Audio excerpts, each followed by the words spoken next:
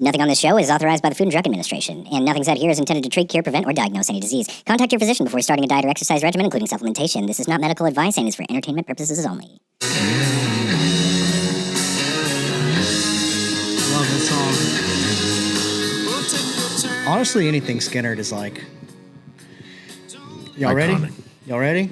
Welcome to the Supp Works podcast. We are back. I know it's been a minute, y'all. We've been busy. We've done a lot of stuff in the past one that we've recorded, but this one, audience, this one is special for me. This is like Mount Everest for me. I cannot even express the level of gratitude and excitement I have to do this one, because when we first started this podcast, this was the one I had on my bucket list, this one.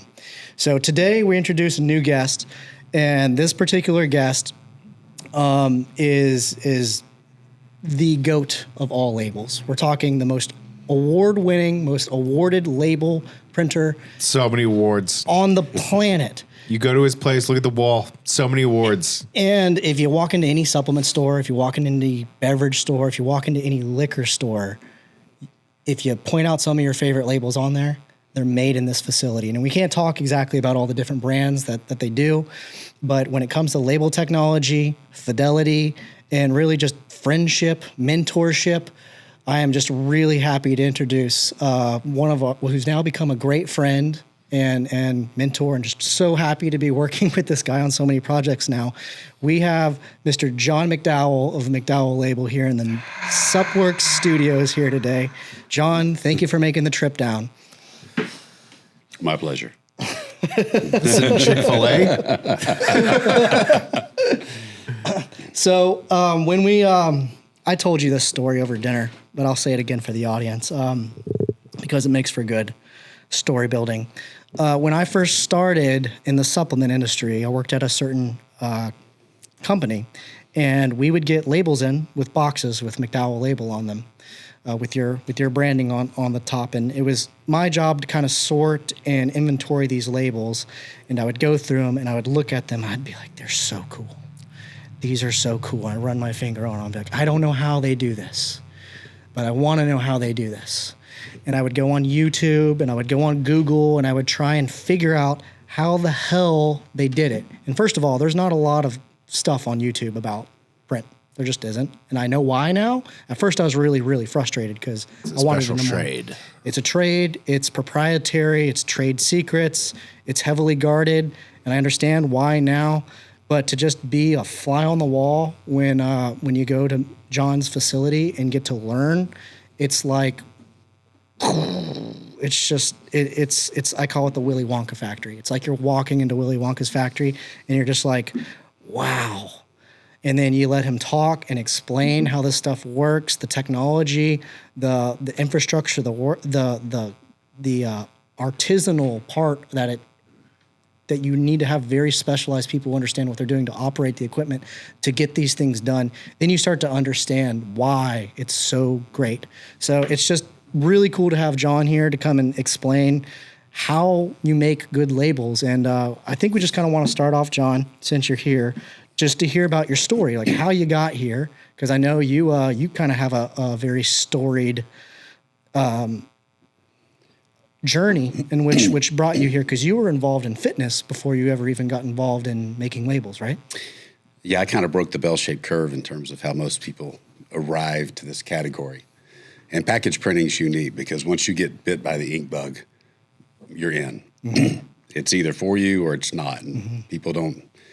People don't tarry for very long to figure out whether this is their gig or not. But yeah, so I was on the other side of the table. I used to own health and fitness facilities. Actually had the largest licensee. Like gyms?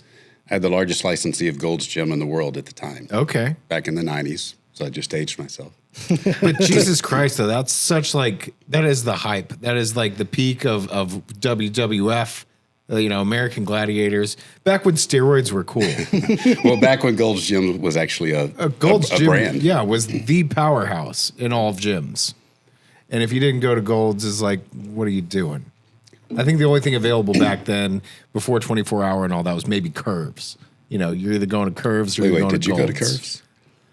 Not today. Hey, when's the last time you went to Curves, Joey? There's one in the outlet mall over here, actually. And now we know the rest of the story. Joey's a yoga guy. Yeah. That's my jam. Not a lot of yoga going on at Gold, so Are you going to sport a downward facing dog for me tonight? Oh, he can do it all. I'll blow you a kiss.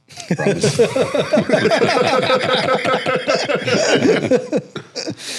Yeah, Joe's kind of impressive when it comes to the yoga. So you own some. How many Gold's gyms did you own? So we had 12. We had 7 in Houston and 5 in Dallas and Fort Worth. Okay, and what got you into doing gyms in the first place? Because you went to A&M, right? I did. And my whole goal was, and dream initially when I was at school, was to have a destination spa, full-on wellness. I love that idea. Kind of cradle to grave. And then after I graduated, and of course that's after growing up being too poor to pay attention, and I realized what was involved from an equity side in order to build one of those facilities. And at the time, I think I was so far ahead of the curve because as I went out and vetted private equity and venture capital, they didn't get it. They didn't understand. They were very obtuse, very fixed-minded, had the stereotypical 3 meal a day. You have a general practitioner. What are you talking about? That doesn't make any sense. So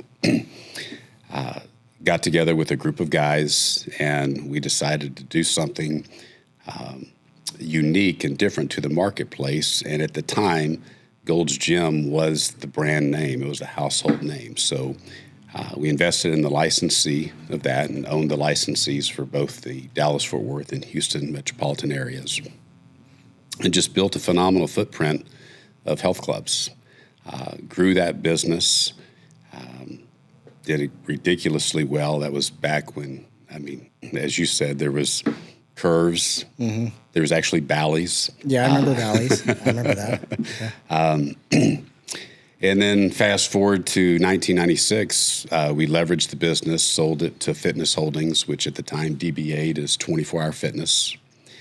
And I was actually going to go with a few of my partners and reinvent that business model in Florida, because at the time Florida was They were going off. well, it was a very immature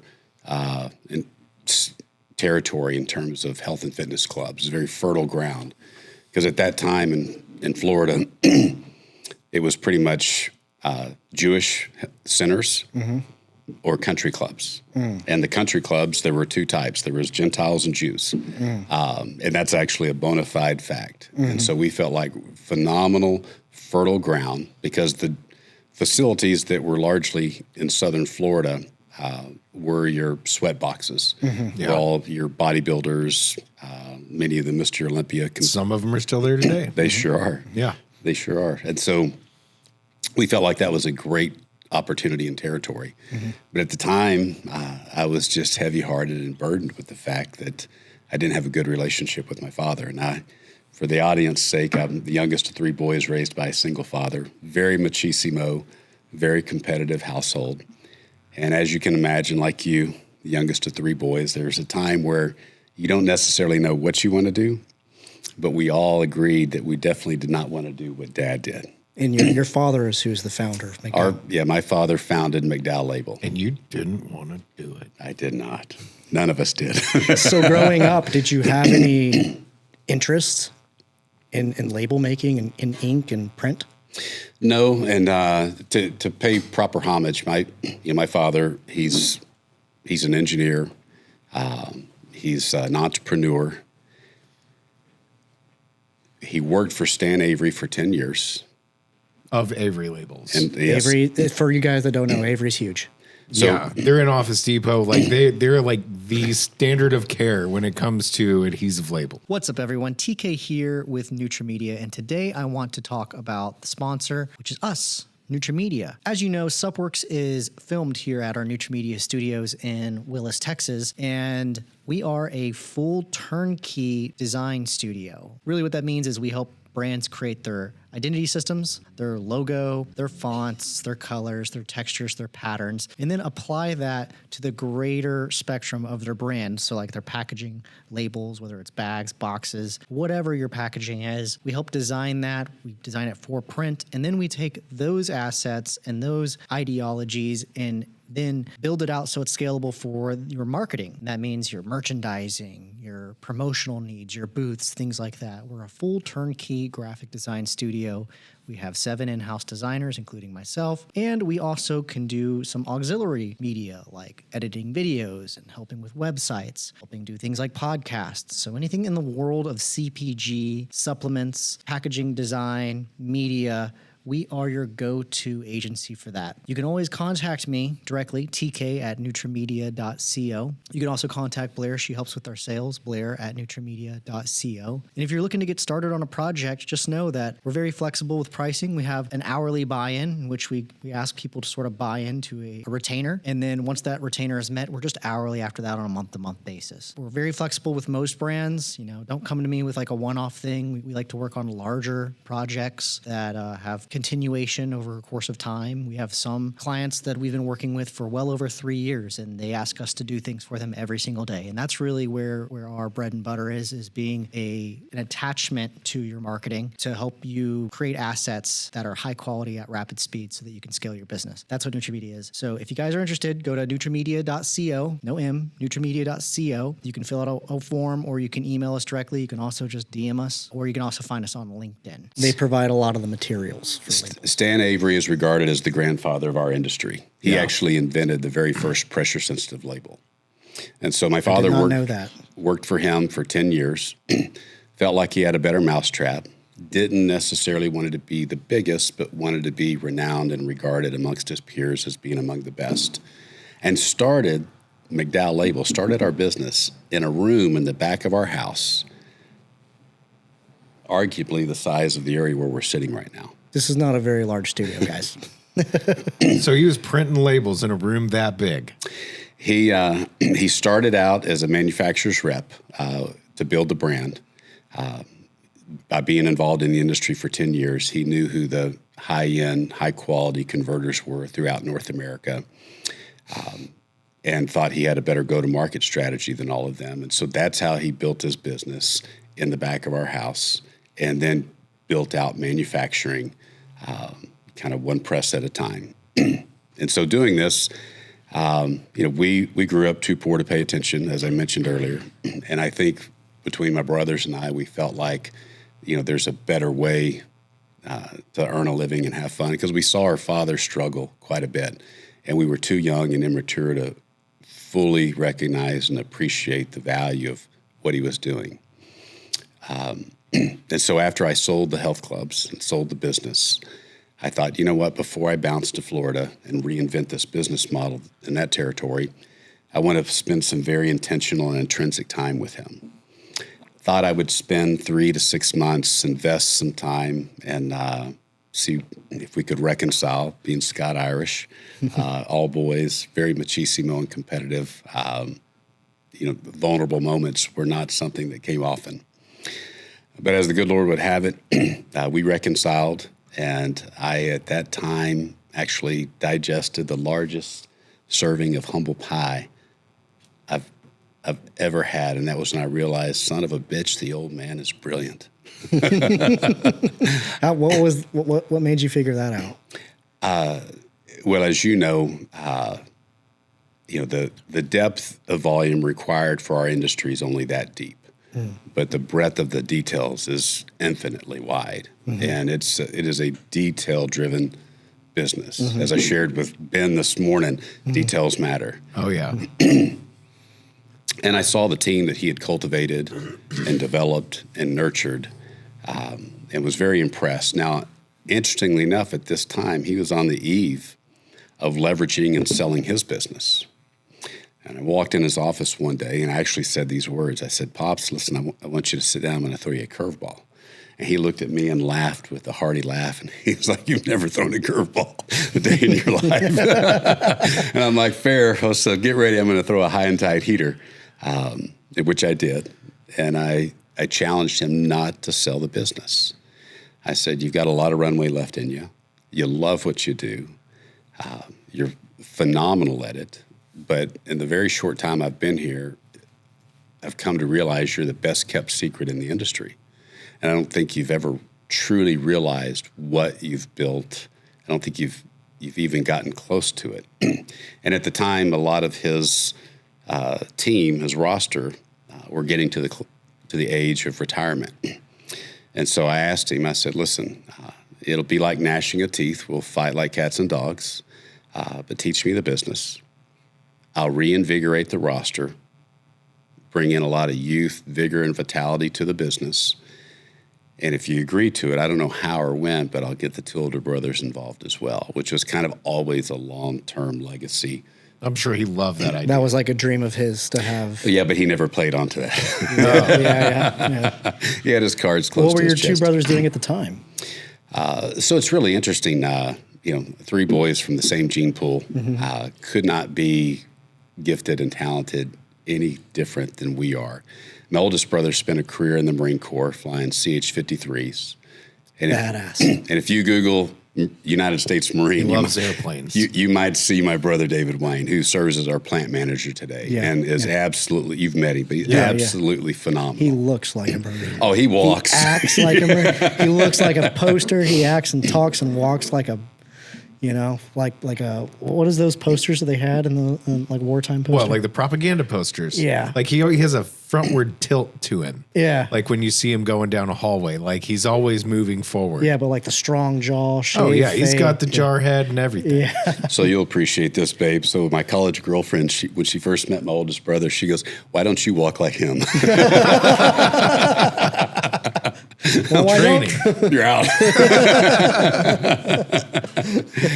And now the middle brother, and I'm talking the quintessential middle child, Jeff, who's actually served every role in the business but mine, and arguably is probably the smartest of the three of us. His business before he joined McDowell is what we like to refer to as underground novelties. He was truly a vertically integrated business. Licensed, renowned mortician, funeral director, owned a casket company, and a grave digging service. Wow. This guy. You just gave Joey a boner. No, That's because like this Joey's like favorite thing to do. What is weird and creepy and lucrative? This That's guy exactly is what Joey going for was the in. triple crown and weird over here.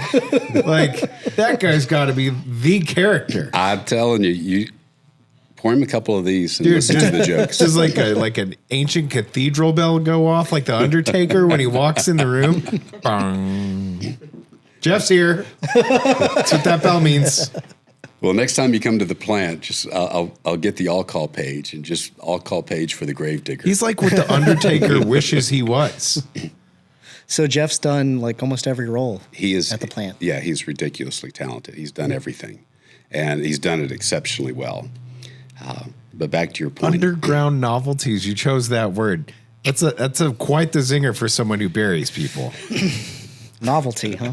What kind of novelties? This is the Jack in the Box casket. You put them in the ground, they pop right back up. Like what kind of like underground novelties are we talking here? Well, you need to hear his one-liners. Oh man, I bet they are infinite.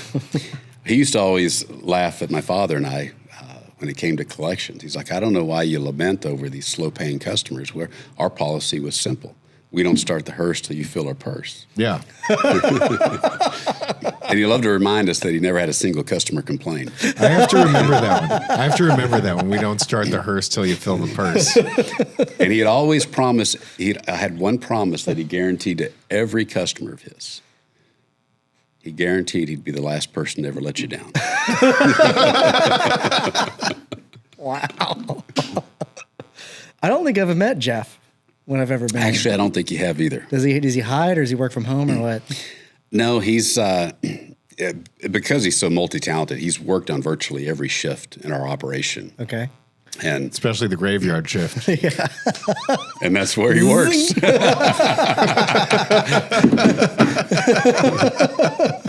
Nothing Damn, gets Joe. past you, Joey. No. He's a whiz kid. I love sticking my foot in it. That grave. So he was actually the first of the two brothers that I actually got to kind of cross the old. How did you do that? Well, we're Scott Irish. I was lucky. You fought him. You said, let's go out and fight, and whoever wins, you come with me. Plus, this job smells bad. You don't want to be here. Stinky old dead people and formaldehyde. So his biggest challenge was, well, how closely do I have to work with you and Dad? I'm like, we can make arrangements. Nice. So you somehow convinced your two brothers to come on board. What was David Wayne doing?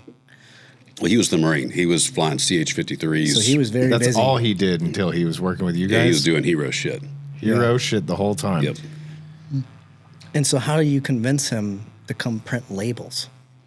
Because like when you say it out loud, it kind of sounds kind of boring. When you go into the factory in the Willy Wonka, you understand it's fascinating beyond belief.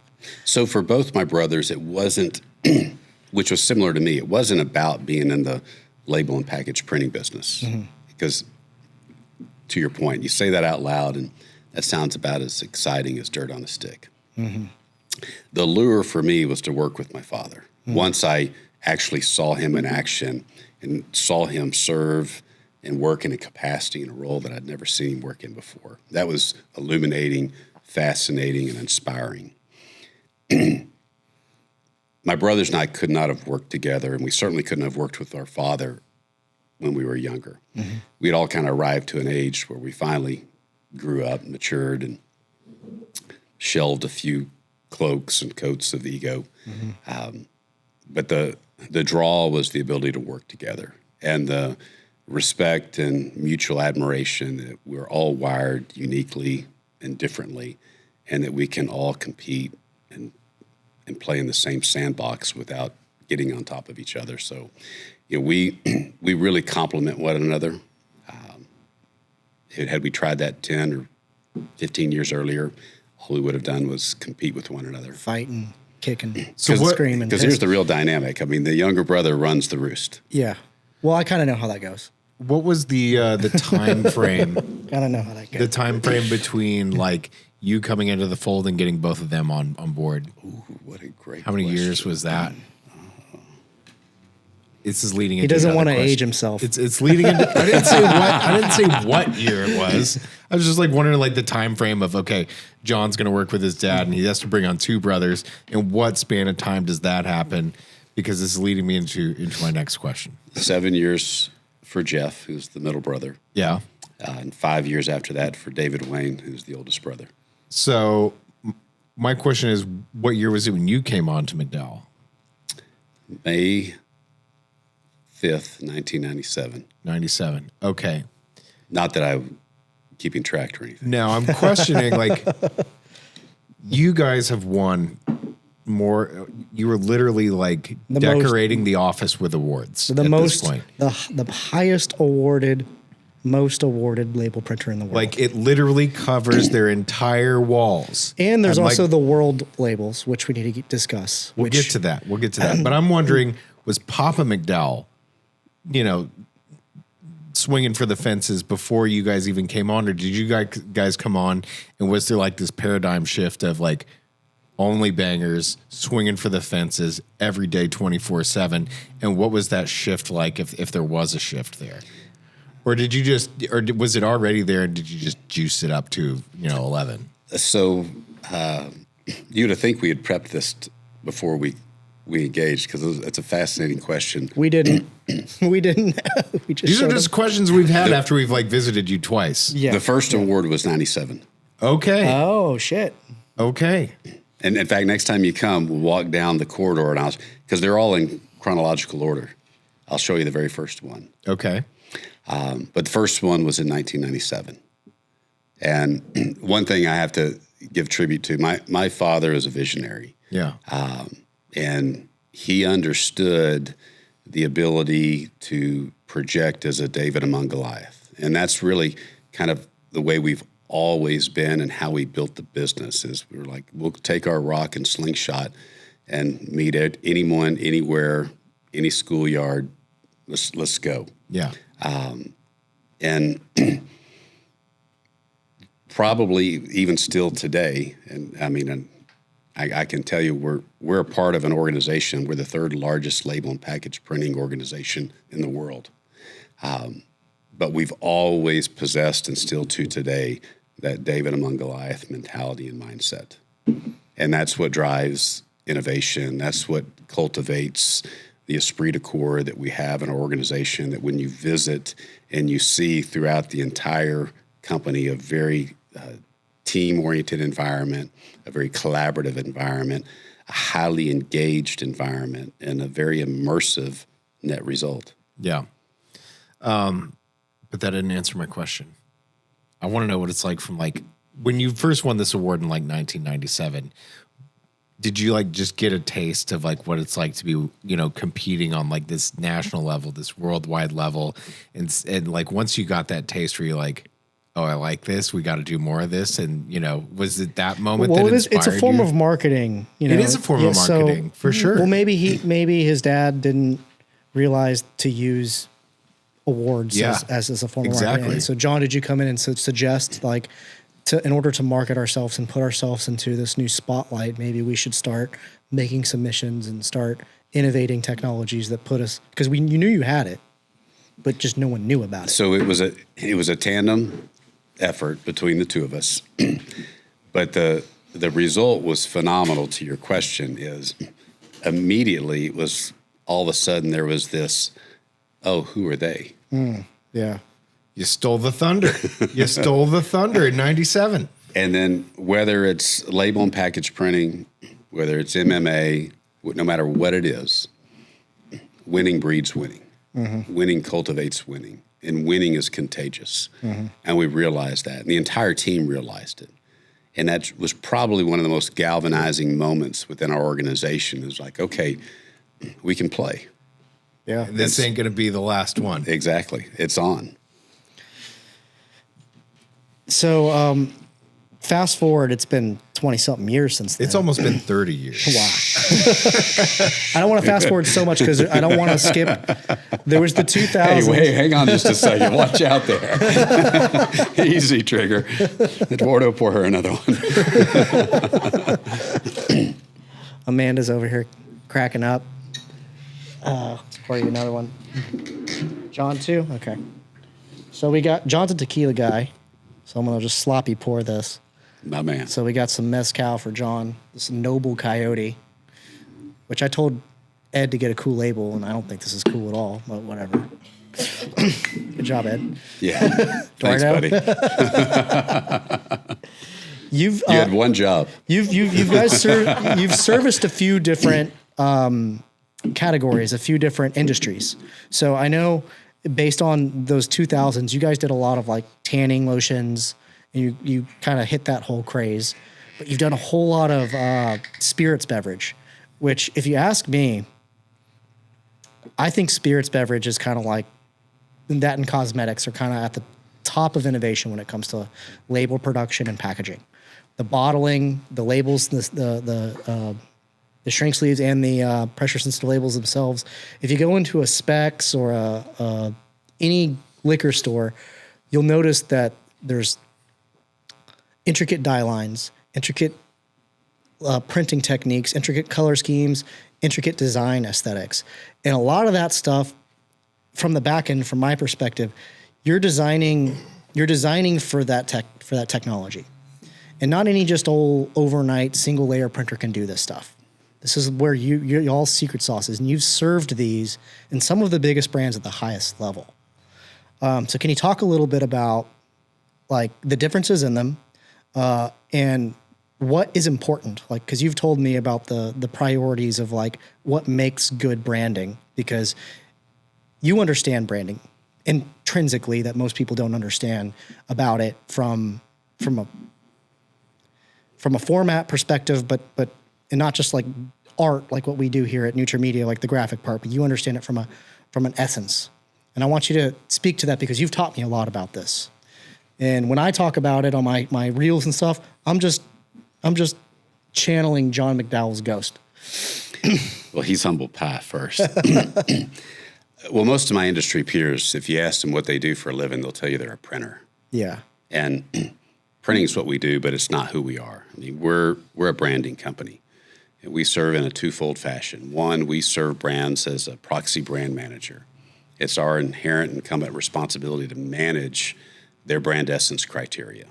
And then secondly, we serve as a proxy packaging engineer. So most national and global brands has a vast network of bottling facilities that all have different environmental controls, different human resource talents and quotients, different types of equipment, and our labels, shrink sleeves, and flexible packaging has to serve all of that criteria so that the end net result on the shelf and the consumer experience is identical, whether you buy the product in Houston, Texas, Bangor, Maine, Budapest, Hungary. It's the exact same consumer experience every single time. Mm-hmm. So as mentioned, there's three fundamental building blocks of effective branding, and always in this hierarchy of color, shape, and size.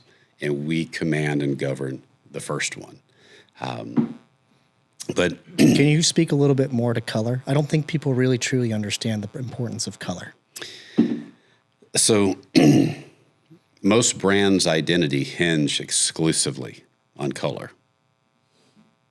Coca-Cola red, Dr. Pepper red. Yeah, that was a KDP plug, by the way. Arctic Blast or Mystery Blue. The ability to hit color in a delta E consistently over hundreds of millions of impressions, that it exhibits the same shelf appeal, possesses the same shelf impact, and delivers the same consumer engagement is no small feat. It's a daunting task for most in my industry. But we have talent, we have technologies, and the ability to effectively and consistently, that's the key word, consistently deliver. And our processes provide brand owners and designers such as yourself freedom of design to enjoy the widest gamut of color. So you have freedom of design, there's limitless options. So often we hear, and it's exciting for us to hear because it's low-hanging fruit, brand owners lament that they're limited with 6 colors or 8 colors. You know, it may be process, a traditional process. It may be hexachrome, or it may be, endochrome via digital, or expanded gamut.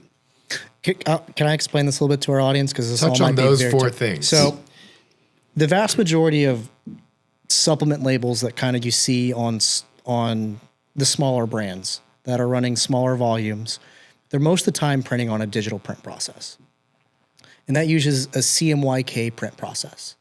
And that has a very limited type of color gamut.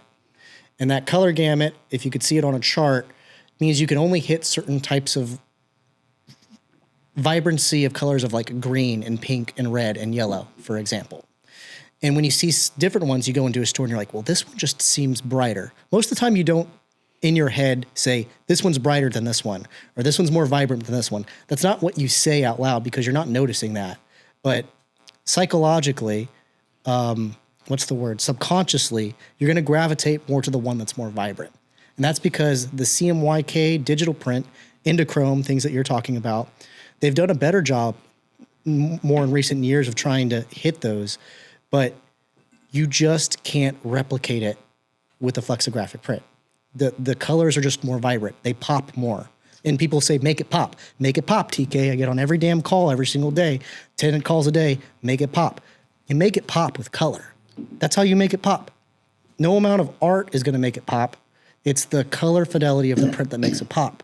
And so you really need to be very selective with your color and have control over your color in order to do that. So I'll let you continue, but I just wanted to explain that to you guys who are listening, who are like, I always want these crazy blah, blah, blah labels.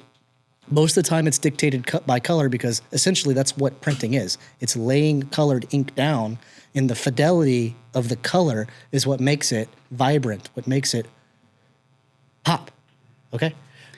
And it's a craft. It's very artisanal. Right. From an art production, pre-press, as well as printing or press side manufacturing itself. It is a culmination of artisans that work intrinsically together.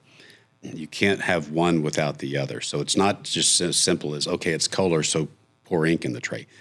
It's not that rudimentary. It is a process. And so 20 plus years ago, we cultivated and developed with some industry peers high definition UV printing. And that provides literally the widest gamut of color integrity and fidelity of any other printing process. And process is the key word because it is a cradle to grave from the front end of art production to the back end of press operations. It's not one single thing. It's not having a press or not having a pre-press engine. It is a culmination of several different things because for the audience edification, the oversimplification of manufacturing and printing an award-winning label that has shelf appeal and, as TK says, pop, is the ability to print exceptionally fine and crisp dots. So you can look at a process image, CMYK, and you'll see rosettes. You'll see multiple colors that create that image. And we have the ability to create any color, any image with the most crisp and fine screen tones and dots, whether it's vignettes, solids, photographic images. And where the proof in the pudding is when you have art that has flesh tone. Mm-hmm. When you can flesh tone is so difficult. When you can effectively vanillas and chocolate proteins are very, very hard to make them actually look tasty. Well, and we serve so much in the cosmetic industry. My favorite is when we get artwork for ethnic brands. Okay. And you get those very beautiful screen tones to be able to print them consistently over millions upon millions of impressions. That's the difference between those who can versus those who aspire to. Fascinating. Yeah. Now, from digital, since you brought that up, not many people know this, but we were the first company in North America to have the very first, the OG digital label and package printing press. And I served multiple years on the worldwide advisory panel for the Digital Label Summit. And now that was 20 years ago. We've always been early adopters of new technology and innovation, and we were very, very premature with that. That technology had not yet arrived. To the OEM's credit, they took the asset out of our facility, reimbursed us. We have watched them closely. We have tested them continuously over the past 20 years. It's not yet arrived, but in my lifetime, it will arrive. It will get there. Mm-hmm. Yeah, I do feel like digital in the way it is the future, but you still can't replicate the color fidelity of Flexo. 100%. I just don't think you can. I mean, that's what we have here with Expo Energy. You're not going to get the color fidelity that you have in the yellows and the greens and the pinks that you have on that with digital. It's never going to happen. No. And there's a place for all forms of printing. And for our audience, we have digital epicenters strategically located all across North America. Yeah. So you do print digital through Yes. RLG, just not at McDowell Label specifically. Correct. Yeah, yeah. So you guys exclusively flexographic. Yeah. 100% So the audience UV. knows McDowell Label was part of a larger network of, like you said, the third largest print corporation in the world, which is called Resource Label Group. And I would, from a designer perspective, and this is just me saying, I would say McDowell Label is basically one of their flagship facilities, but they specialize specifically in flexographic print, which is a specific type of print process, where you actually use like mixtures of ink and screens and plates in order to create it. Where a digital, like I said, the rosettes, it creates little dots on a machine, not very much unlike the print inkjet printer you have in your home office. It's Sitting on your credenza. right. They just have commercialized versions of those that are very highly technical that do really cool things. I'm not saying anything against them because there's very much a purpose of them. I would say 80% of what we do at NutraMedia still runs digital today. But for the bee's knees, right, for the people who want to make it pop and they have the volume to make it make sense economically, it is a no-brainer to say you need to move over to Flexo, period.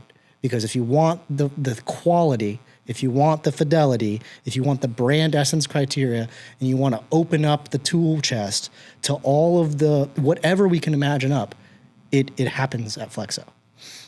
And I truly believe that. And that's why we go to John, because he's the best in the world. And you're not wrong. That's right. We like to win. We play to win. And I don't apologize for it. Yeah, don't. I love my peers. I respect them immensely, but we make no apology for what we do. Yeah. Hell yeah. Hell yeah, brother. Single greatest differentiator of the team at McDowell is we know exactly who we are. What was the first year that you got like a worldwide recognition award? So, kind of roll back. TK was gracious and kind, and I'm not bashful to say this because it's earned, it's achieved. We are the single most awarded label and package printing company in the world, and my team gets 100% credit for that because no single individual can make that happen, and that's a result of labels and shrink sleeves and flexible packaging running on virtually every asset of every shift, being touched by every operator and every individual in my organization from the front door to the back door. And we are very, very intentional about every single detail to the point to where in your previous life, when you received the box, our boxes look different. They do. Our tape looks different. They're packaged they're bundled so nicely that it feels like you're unboxing a present. And you are. So the World Awards that you mentioned, this is what's really cool. There's no other company on planet Earth that has more World Awards than we do, and that's pretty sobering. That's one of those things that we say humbly and softly, because there are a lot of phenomenal companies in our space globally. But for an outfit in Dallas, Texas, to be able to say that there are more world awards than any other organization on planet Earth is pretty damn impressive. And that's a result of two things. Number one, it's a result of the creative and dynamic brand owners that we serve and the talent that they employ to design their graphic integrity and their logo design.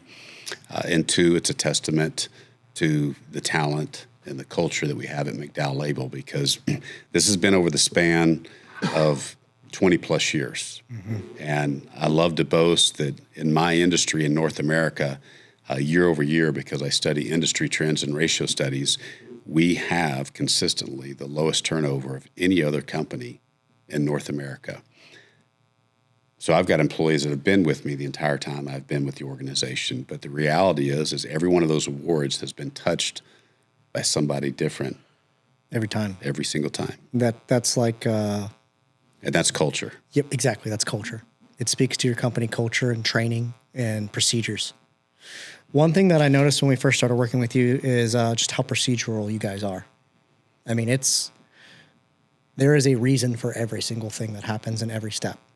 And in supplements in particular, we like to move fast. And sometimes when we get to your stage, it's like, well, things are slowing down here, but there is a very specific reason why. And ultimately, it's fidelity. Well, we slow the front end down. The pre-press? Yes, and that's by design. Call it the old proverbial measure twice, cut once. I've got the ability, as everyone has experienced through Expo Energy and BevNet Energy. We printed this in rapid lightning speed. I can create velocity to market like that, and we do. But it's the result of our process on the front end of making certain that we vet all of the brand essence criteria, all of the fitness for use criteria. We know exactly what we're doing to execute. We pull in every stakeholder, departmentally speaking, with our organization, and we go through an exercise to make certain everybody understands all those respective quotients so that we get 100% buy-in. Because I don't want any one single individual bird-dogging any production order. That will stifle the process. And our process, as you say, we're very dogmatic and disciplined about it so that at any given time, it's next man up. I've started to employ that with what we do here. And some people get frustrated because something like, they want to just DM me a change. And I'm like, no, you have to submit a formal change in this way or this order. And you have to spell it out verbatim for me so that we know there's a process. There's a paper trail. There's a ledger of accountability is what I call it. I would also kind of disagree because we've been there at McDowell, and we talk about the formal process and everything. With his team, it's like they're so in sync they might as well be wearing each other's underwear. Like, Well, it's I don't know if I can tell the truth about that on this channel. It's damn near telepathic. Like, he can just like look at some of his guys and give them like a specific facial expression and a wink or something, and all of a sudden they're running to the back, they're making changes, and hardly any words have been exchanged. Like, or he'll just point to something on the label, and like whoever's working with him, like they'll just be like, I know exactly what to do. I know he pointed at this thing. I know exactly what that is. No words exchanged. Gone to the back, and we have another label flat in 20 minutes. That isn't normal. I'm not going to say that that's like it is whatever. Not normal, yeah. But it is fucking cool to witness. Yeah, it definitely is. And I do loathe the fact that you're so fucking astute because I try to do that under the cover. Yeah. But I mean, Under like, the radar. Yeah. No, I am very observant, and to see that, like, that is a well-oiled machine, and it's also a tribute to that culture, to the same team that you've had around for a long time, because those people know you inside and out, and you, vice versa. But where you've got your team to where they are so in sync, like where our front end stuff, like even though you say you intentionally slow it down, we're able to sit there and make decisions on the fly. Like when we're there for preprint press checks, we are there all day, but I mean, that's just like part of the process. But I think we're all pretty in sync on like making a decision, going forward with it. And that's how these projects have been. It's just execute on demand. So when you have a process and you're dogmatic and disciplined by it, it looks exactly like you've observed. Yeah. And I would liken it to Tiger Woods' golf swing. Yeah. It is a violent movement, but it is so controlled. It is so disciplined. It is so consistent that when you watch it, it looks symmetrical. It looks synchronized. Intuition. Looks effortless. Yeah, effortless. Yeah, it's not. And listen, it's You've been doing it a while. well. Listen, we're very big about reputation, and Yeah. we respect that because of the global renown that we have from being the most awarded label and package printing company, that you can't build a reputation based on something you haven't done. And we've always purposed to be remarkable. Now, what does it mean to be remarkable? And that, in the strict definition, the oversimplification is you're worthy to be remarked upon. And that's what we do every day. It's like a drill. We just do it every single day, which gets back to that Marine we were talking about Yeah. earlier. Yeah. I have a question. Do you guys have a rival in like the worldwide award space and everything? And do you ever kind of think about what they're thinking about at night, like going into like the next round of awards and everything? Oh, about, they like, all want to know his secret that sauce. John McDowell and his team. Like, hopefully this year is our year, boys. That's Hopefully what John, this year is it. That's what John eats. And then they go into it and they see whatever you're presenting and they're just like, fuck. That's what he eats. He wakes up and he eats that for breakfast. Well, Amanda's been around for a few years, and she has seen the haters. Yeah, but you gotta like kind of put yourself in their shoes at some point. Like you can't help, but identify like I understand why you would hate me because I'm coming out with bangers all the time. Like, and they probably hate you because they aren't you.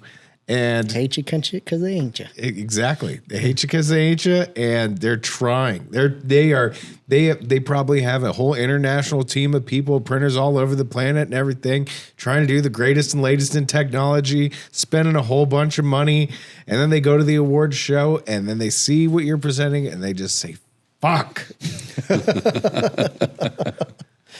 Well, you can understand their frustration. well, you've been there and you understand how guarded it is when you come into his facility. Of course. You don't walk in until you're invited. You Yeah. have to be on a list. And then Crystal, right? Christy, she lets you in. She's phenomenal. She is. I mean, is she amazing or what? Yeah. She's like a machine. You got to go through 2 doors. You got to be inspected by her. You got to go There's through. X-ray vision, by the way. I'm sure there's cameras in every corner. You don't go to, the press room unless John McDowell escorts you back there. There's a reason for all that, and you have to respect that. And the reason why is because what you do is proprietary in a lot of ways. And yeah, other people can replicate it. It's possible, but they can't match your culture, and they can't match your process. And you do a really good job of guarding that, not only for yourself and your company, but for your clients, because they too need their secret sauce to be guarded. They need to come through you, and they need to come through McDowell Label and RLG in order to get that level of fidelity. In order to do that, they need to enter into the economy. They need to enter into the process. They need to buy into it. And then once they are, and they're living in there, they get to reap the rewards. And we have a client that's doing that today. And I talked to him earlier today. Everyone that's listening knows who this client is. They've been on this podcast. And I called him, and we had a phone call, and he just said, it's been so amazing to see the success we've had since switching over to this process. And I had to get them to buy into it at first, because originally they did things a very, very different way. And it was very fast moving, but it was low fidelity. They're worried about cost and everything. Most people who, before they work with you, are super intimidated. Right. And I don't know if you know that, because like there have been a handful of times, probably both TK and the first time I have called tried to John, convince I was people. like shaking. I was like, I couldn't believe this guy called Oh, me back. bullshit. No, I swear to you. Hey, Eduardo, cue that meme with that little kid that says, all bullshit. All bullshit. Sitting in the back seat. I'm sure, but like when people do like find out, they like sacrifice a lamb to you and they bow to you. Oh, John McDowell, look upon my labels and save us. Save us. I remember looking at his business card. Infidelity of color. I was looking at his business card. I was like, I don't know if I This should. is a station identification break. I remember I was like, should I Let's call him? timeout right now. All right, folks, this episode is brought to you by the Future Nutra Foundation, a 501c3 nonprofit organization for the nutraceutical industry. Imagine a world where every dietary supplement you take is safe, effective, and scientifically validated. At the Future Nutra Foundation is not just a dream, it's our mission. We're dedicated to transforming the nutraceutical industry through rigorous scientific research, comprehensive education, and unwavering advocacy for public health and safety. But we can't do it alone. Your support can make a real difference. With your donation, we can drive innovation, ensure regulatory compliance, and provide the public with the reliable information that they need to make informed health choices. Join us in our quest to create a healthier tomorrow. Visit futurenutra.org and make your donation today. Together, we can build a future where trust in dietary supplements is a given, not a question. The Future Nutra Foundation, science, safety, and a healthier tomorrow. Thank you for your support. We're rolling. We're back. We're rolling, and we're back. All right, so Hold on, I was working up to something okay, with work my up to goat it. sacrifice and John being intimidating. A lot of people want to work with you, but they're afraid to work with you, and mostly they think it's over a cost consideration. And one of the best terms I've ever heard from you, what you're about to say. and I'm just setting you up for the layup on this. It's like you're not expensive. You're Surprisingly affordable. how much price can you put on your brand identity? You know, that's really what it comes down to. It's like, I would say it's about 1.6 billion. well, I mean, yeah. When you're talking about like having a brand identity where it's like, okay, that's cool, versus being like undeniably untouchable, like, holy fuck, this is awesome. There's quite a gulf in between those places. And you could be like, okay, that's cool. Or you could be unfucking touchable, like awesome. And it's the same like we're talking about with that commanding lead or the foot on the throat or any of that kind of stuff. Do you want to be foot on the throat? Or do you want to win, you know, by a nail or by a hair? You know, that's the difference in what we're talking about here. Well, it's actually more than that. It's, do you want to participate or do you want to win? Yeah. Do you want to lead? Do you want to follow or do you want to lead? That's how I And that's see why it. we came to you about these labels. Let's talk about Expo Energy and we're gonna drop the ball here. Well, I guess it's already public, but BevNet Energy. So we have these two on the table. I was going to say, do you want to pull the ones Do you want out to of show them? Do you want to show the people? So that's what they've already seen, and this is what is coming soon. And the people Are they in the freezer? No, the cold let's ones. save that for a minute. We can do the taste, and then we'll get to the look. Okay. But wait, there's more.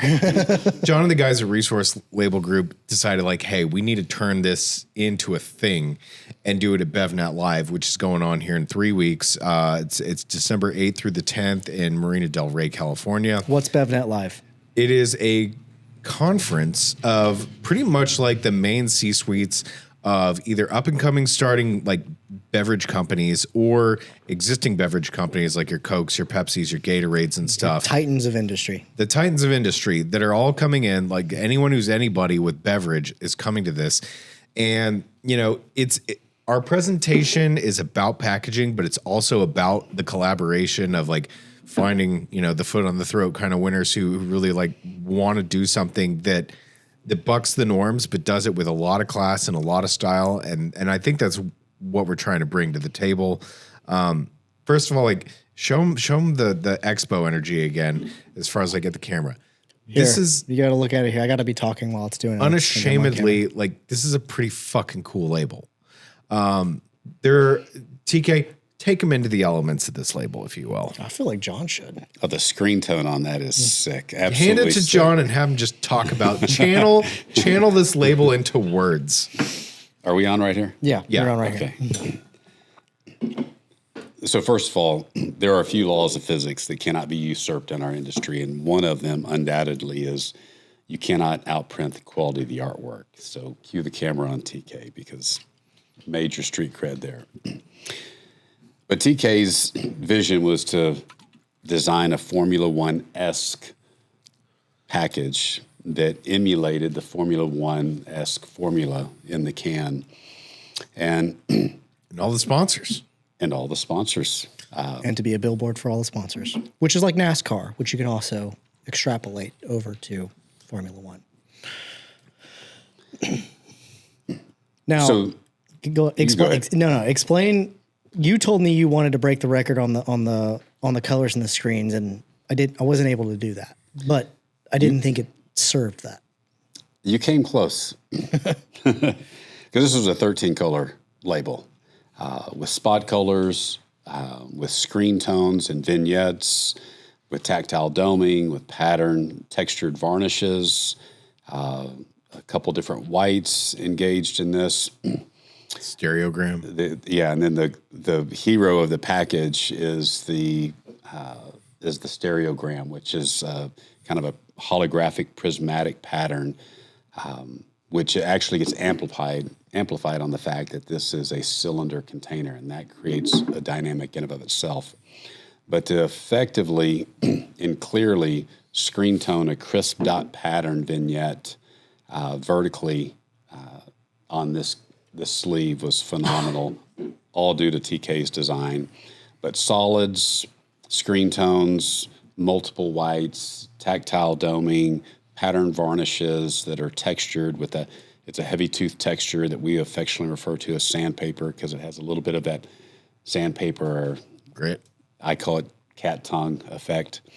But to pull all this together to have a very high energy, high impact, high definition, high fidelity branded package. To strike it all in margin with very small details is very difficult. Yeah, there is no margin of error, none, especially with the exceptionally crisp reverse out on the copy. Can you explain the reverse out a little bit? So most designers, not you, they will build their brand design with the reverse out of the copy with solid primary colors, because with primary colors you can hide a lot of trash in design and subsequently print. But when you have pastels, when you have fluorescence, when you have screen tones, You want to talk about color fidelity. and you're not positive printing like with rotary screen print, but you're reversing that copy out, which historically and traditionally has a trap line, and you can do it with such small font and text That's so size. hard to do without a trap line. Absolutely. And The amount of copy on there isn't typical. And We were told that we were called Dr. Bronner-esque labeling. yeah, the only reason why there's amount of that amount of who copy. told you that? Fucking, who was it? Was it Nutra Ingredients or Natural Products Insider called us? Like, we had Dr. Bronner-esque labeling because it is so much The Did that text. amount of leave a text. mark? Okay. It kind of pissed me off. I think that would It leave was a mark. accurate though. It was It was accurate, but like we did it intentionally. yeah. We wanted to tell the story, and in order to tell the a lot of story, text. you had to write the paragraph. And you understand there's 10 different collaborators on there, and each of them needs their name on there, and each of them needs explained what it is that they did. Because if you left anyone out, people would be mad. So it dictated. So if you're Joey and you like to read the story I haven't read this once. about how Mike, she likes to walk at sunset Mike along Roberto the wrote beach, that. you've got that copy. Mike But if Roberto you're wrote like that. me and you just want to look at the picture, bam. So it needs both the copy of the story, but it also needs the color pop, the pop. And I like to point out the infinitesimally small triangles in the green bands. Did you notice that? Would you say that again, but a little bit slower? Infinitesimally small triangles in these green bands. That sounds fantastic. I don't know if you ever even noticed that, because like TK was like putting dots in it, which I think he did do in a couple of these colors. But in the green bars, there are tiny little triangles. there's a the mixture of entire different thing, type of geometric shapes embedded into the lines of the strands there, which that with the sandpaper. which also gives it, I think, its color pop, because I thought that with the texture would give it its It depth. tingles the It's autistic depth. parts of my brain like you wouldn't imagine. Like if we handed this to a blind man, he'd be like, "Oh yeah, this is the stuff." Maybe we should make labels for blind people. They would lose their I've fucking thought about minds. that. I've got Hey, some ideas. John, here I've we got some go. This ideas. is it. Listen, Make we a print blind Braille. people beverage. We print Braille. I believe it. And the favorite, of all the Braille labels that we've printed, my favorite was for a vodka. Because I really kind of had scratched my head, and I'm like, does the blind guy really give a shit? It's not like you're gonna drink until you go blind. Already there, folks. Jeez, Joey. That's what I'd say if I was would blind. say- I'm like, I'm turning this whole thing up. I don't Joey, give a that sounds shit. tone deaf. Oh. But they can still see. So yeah, there are multiples of screens and colors and vignettes that are employed. You want to in tell that. them what screen wasn't activated on that one? He doesn't want to talk about that one. I think this is special because That little guy, we don't want to talk about that we little got guy. a one of one. This is like if you're a stamp collector, right? And all of a sudden, like they fuck up George Washington's nose or something, and it's worth so much more money. This is our fucked up George Washington's nose right here. Like and it looks awesome. This is that one, we that should looks- auction this motherfucker off. Like show them this one. Well, actually, let's get some duct tape and put it against the wall. And then we're done. Quadruple the price. Well, I'll get to this in one second. Okay. Because one point that TK outlined, which is critical because it's a culmination of both design and execution. Screen tone's one thing, but when you can actually vignette two screen tones together, Yeah. and there's no discernibly hard line of transition, that's flexecution. Yeah. So like gradients, we call them gradients in like the design world. They call them screen tones in the print world, Screen tones. or vignettes. Vignettes. When you Smoky line. When you move from one color, transition from one color to another as a gradient. On a screen, like a RGB screen, like your computer screen, your monitor, it looks pretty effortlessly. But it's still dots. It's at the end not of the day. same thing in print. It's a lot harder to do at high fidelity to print. You don't really know how a gradient's going to turn out moving from one color to another when you're doing that in let's say CMYK print, a digital print process, for example.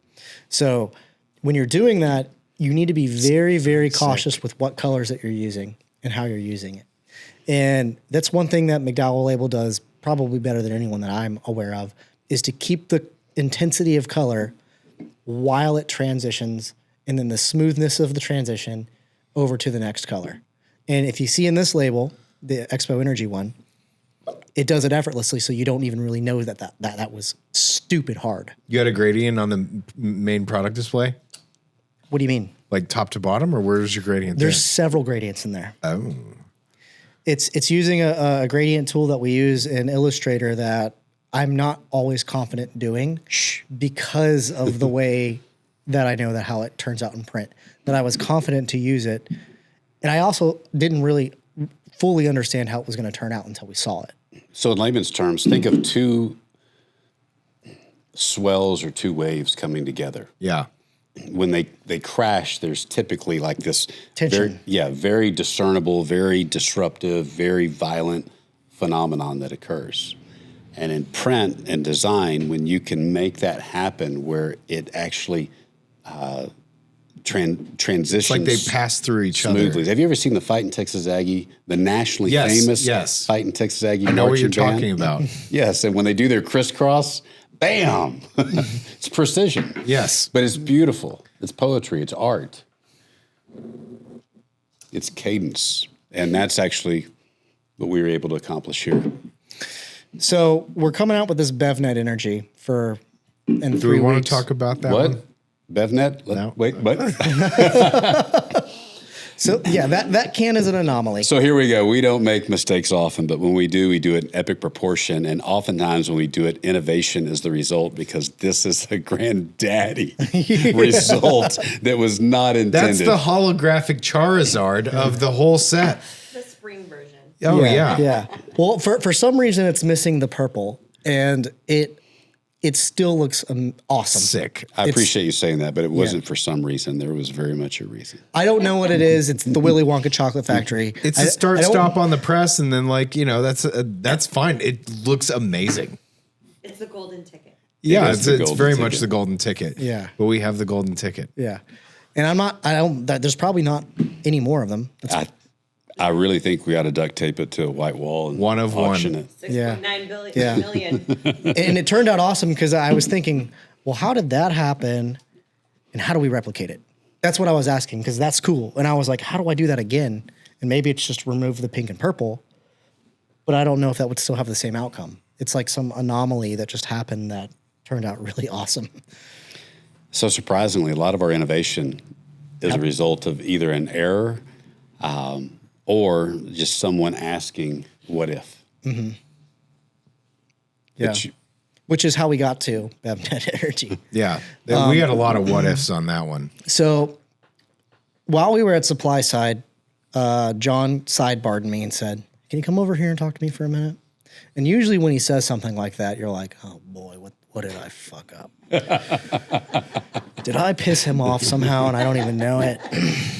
Who did I make mad today? Not the guy you sacrificed goats to. And the funny thing is that this conversation me and John had was happening simultaneously on the other side of the building with Ben And Mike. and Mike and the BevNet crew. And he told me, hey, BevNet has approached me and they think this Expo Energy is really cool. And we already have a spot at BevNet for RLG. You guys you were using it as for marketing. You were going to go do a presentation and what we call a fireside chat, which is more of like just a talk. What do you call those? What's the formal way of saying that? Fireside chat? Yeah, what do they call them at expos? I don't fucking know. Fireside chats, I guess. There's no fire. You ever seen like a TED talk or something like that? You go to a conference. And then there's these panels, I guess you call them panels, where experts speak on behalf of this or that. And he said, well, we've already committed to doing this, but we don't necessarily have like a hook. And I've been offered up different types of hooks of bringing in CEOs or founders of brands that we serve, but that would be selfish of me. And the BevNet guys presented the idea of maybe talking about this. And this is an anomaly because what the audience doesn't know is BevNet doesn't allow this. They're not okay with agencies and other partners and vendors coming in and talking about something like BevNet Energy or Expo Energy, because to them, those are customers and they want to be paid for it. They're sponsors to them. So if you want a spot to sit down and talk about your thing, you best believe you're serving up hundreds of thousands of dollars in order to do it. And so they basically made a sidebar, an exclusion to the rule in order to speak on the behalf of not only the flexecution, but the collaborative amount, the innovation, and then obviously the overarching topic would be the innovation behind the packaging, because that's essentially what the spot is for. And had they not been in Vegas for supply side, probably would have never happened. No. So they actually approached you, and then they approached Ben separately at separate occasions, and they didn't know about the whole story about Expo Energy Until they slowly put it together. And went to each booth. They didn't, because we sent them the PR release, and they didn't publish it. They were like, that's not a brand. We're not fucking with that. Your bake sale's cute, but we're not interested. But they came to supply side, and then the journalists were going from booth to booth, and they started putting the story together because they went to the different booths that were coming out with it, and they went to what is it? TSI, PLT, NNB, Kiwahako, Ketone Labs. And they all each had their own version of the story. Sense They came to our booth and they were like, oh, we get it. This is fucking cool. And then that's when they approached you, and then they separately approached Ben. And y'all both knew the same thing at the same time, but we didn't know that you guys knew the same thing at the same time. And John came to me and said, can we do it again? And I said, John, here we go again. We knew this was going to happen. I said, when? And he's like, we got 4 weeks. Let's keep in mind, usually to print flexographic, to do any product, do any project, it takes like 6 months, like to do it at fidelity, to do it at a high level of innovation, quality. You're talking 6 months, sometimes over a year. And let me clarify for the audience. 6 months is with a blank canvas. Yeah. And you go from the entire concept phase and theater, because it truly is theater, of whittling down, narrowing down what the ultimate concept is that you're going to deliver, and then identifying the partners that can actually execute that. That is no small task when you start with a blank canvas. And he started with a blank canvas. So we did that in 6 to 8 weeks for the original Expo Energy. And then he said, can we do it again, but different, for something else? For a completely different audience. There was no BevNet Energy. We didn't have a name. We didn't call it anything yet. It was just, can we do it again for something else? And obviously I said, yes, of course we can. BevNet's a big deal, though, because of all the big beverage people. Yeah, it just takes one Pepsi to say that's cool, and then, we all have 10 years worth of Well, it's a matter work of to like do. coming to them with a compelling story where it's like, you guys are idiots for not using shrink sleeves with John McDowell. That's the real message at the end of the day. Have you guys ever heard of Go BHB ketones? Have you ever thought of the audacity of having an energy drink with 0 caffeine in it and still calling it that? Yeah, so all these things are incredibly innovative, and we're trying to push the boundary of that. And he's asking, can we do it again, but cooler and with less time? And for me, it's time. To me, it's okay, I got to sit down now. I got to spend an extra 4 to 5 hours after regular business hours to make this happen. But it's hard to pull all this shit off with our for day John, jobs. It's hard money. You have to put up labor and hard fixed cost. Hard fixed costs in order to make this happen. And so does MacroCap. So does Austin, and so does Chris over at MacroCap. And the ingredient Lou, suppliers, the flavor guys. all of them. Which, by the way, I got a sidebar and plug Chris Wagner, MacroCap. MacroCap Labs. You were their sensei. Listen, You petted their head and you calmed them down. And you're like, guys, you can do good labels. It's okay. It's okay. You're gonna be fine. And it worked. And now, like they couldn't be more excited. 100% bought in.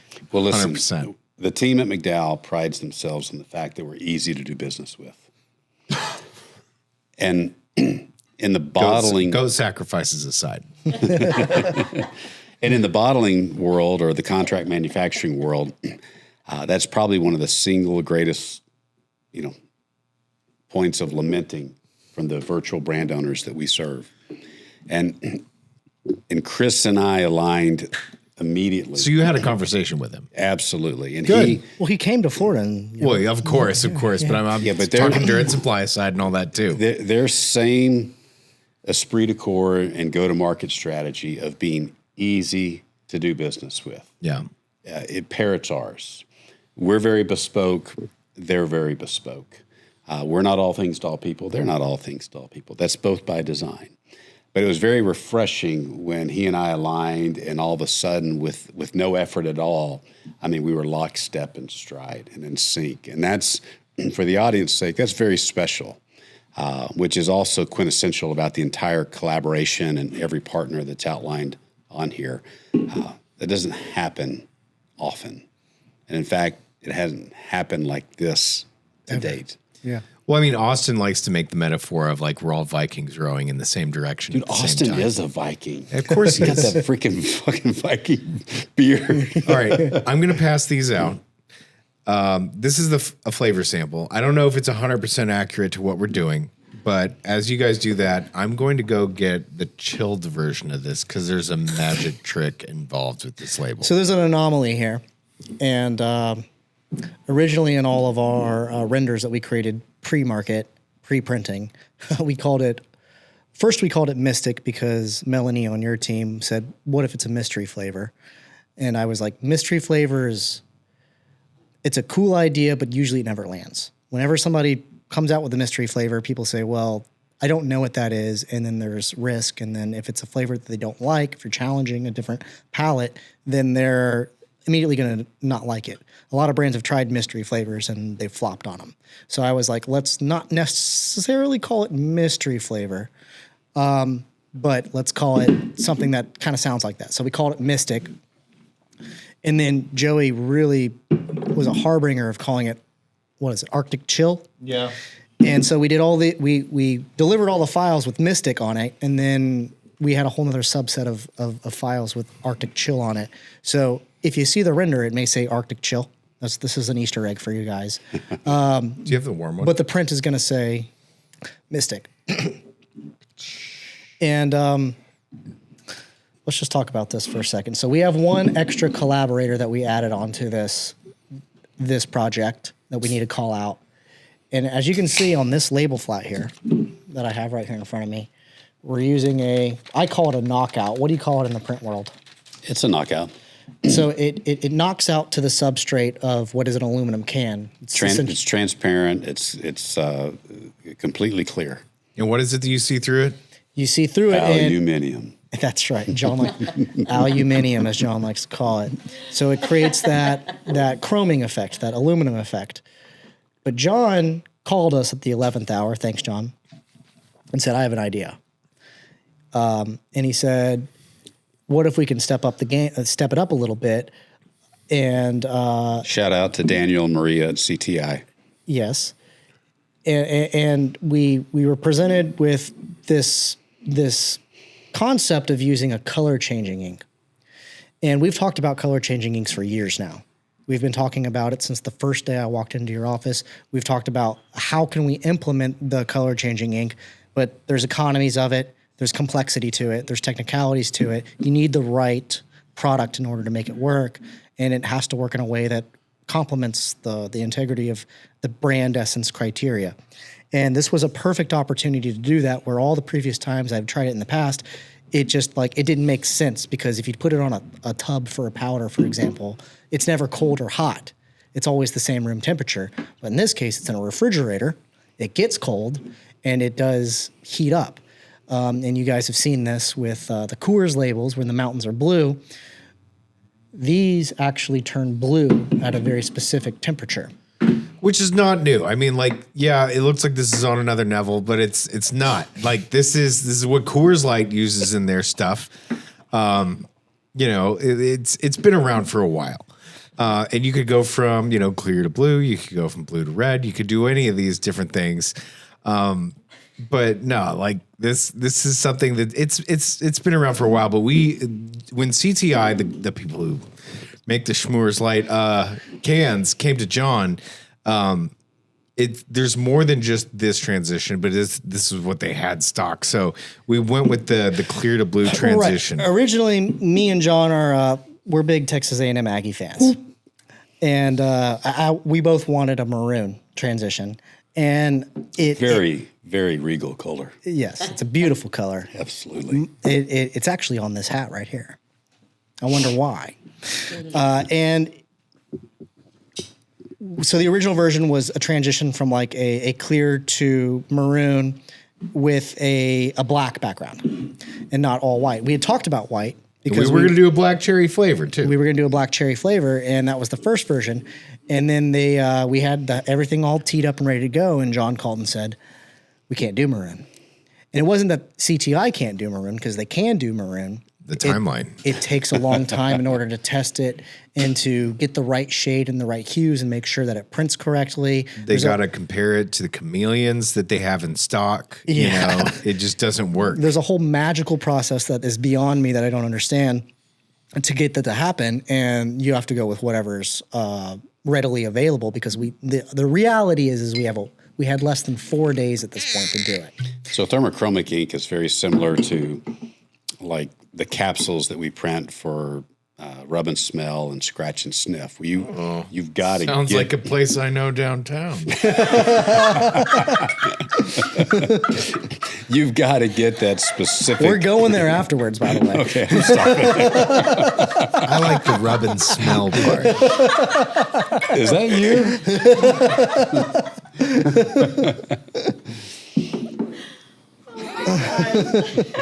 Sorry, John. We need to give CTI a plug here. They moved like lightning and land like thunder. They did. And they have. And listen, when we shared with them the vision, the purpose of what we were doing. What did they think? What was their response? I don't know. I'm curious. They were frothing at the mouth that there was another card in the deck. Mm-hmm. Oh, they wanted it. Mm-hmm. And what's really cool about this collaboration, and I know I'm sidebarring from where you were going, but this is all C-suite founder level engagement. So all the people that can make it happen have been involved in this from their respective parties. And that's what's cool, because it's been like a hot knife through warm butter. It's been cumbersome free. It's been effortless. To give Ben props, it's true collaboration by its strictest definition, and that's what happens at the top. Mm. Yeah. Nobody competed with anyone else in their respective lanes and subject matter expertise. We all respected one another. We all pulled our own weight. We all delivered what we signed up for, and we did it in record time. Again. So it added a new trick into the fold. Right. Okay. So can you explain a little bit how it works? Can we get a little taste going here for the mystic flavor? Yeah. Okay. I'd like to get a little bit of feedback. I'm still pretty confident in this. This is not the lemonade that we had at Supply Side West. This is a mystery flavor. You already know, so you can't tell them. It's blue. It's blue. Aerate it like it's a fine wine. Get another sip. Oh, the nose on it is. There's many things going on here. I'm sure there's one thing you can pick out at the front, but I want you to see. No, it's not pina colada. It's got a little coconutty. It does have a little coconut. So pina colada. It's not pina colada. I know, but coconutty. Well, yeah, that's 50% of pina colada is coconut. You fucking coconuts. John hates coconut. I'm not a fan of coconut, but it's soft. It's subtle. It is definitely gentler than the lemonade. Coconut and cotton candy. No. Oh. Amanda said coconut and cotton candy. You're kind of going in the direction of where it is. Cotton candy typically has it's good. It is a tasty treat, but not cotton candy. It has a little bit of a coconut bubble gum. No, with a little bit of gum. raspberry. Okay, yes, Okay, you're getting warmer with the raspberry. Okay, blueberry, coconut blueberry. Don't be offended by the bubble gum, because I taste the bubble gum. There's no bubble gum in this. You get bubble gum? I got a little bubble gum. When I say it, you're gonna click and you're gonna be like, fuck. So a little blueberry. Yeah. Okay, so coconut blueberry. Okay, we got 2 out of 4. Oh, there's 4. Yes. Say it out loud Okay. because they can't hear what she's saying. Oh. Amanda. Coconut blueberry. We got those. Okay. Are you a sommelier?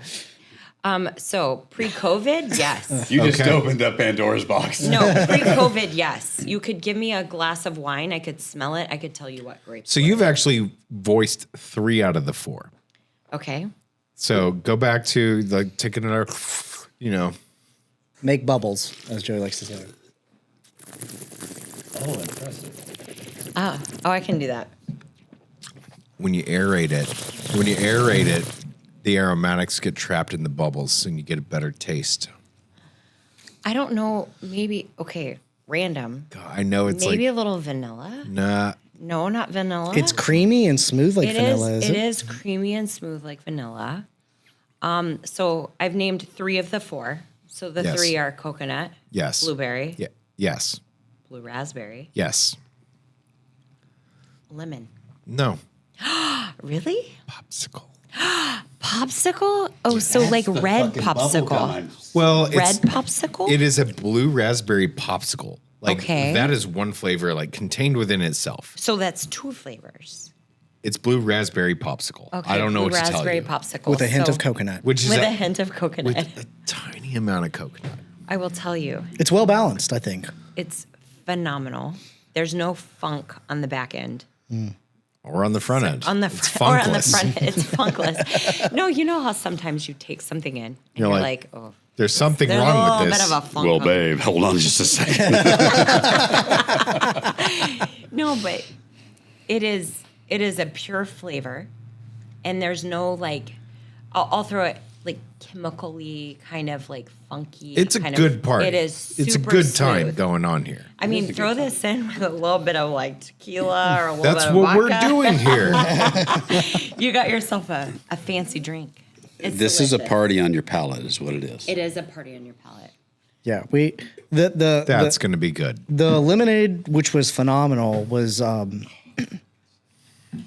it had a lot of pizzazz and pop to it, which we wanted something that was lemonade is a internationally known flavor palette. People know what lemon is.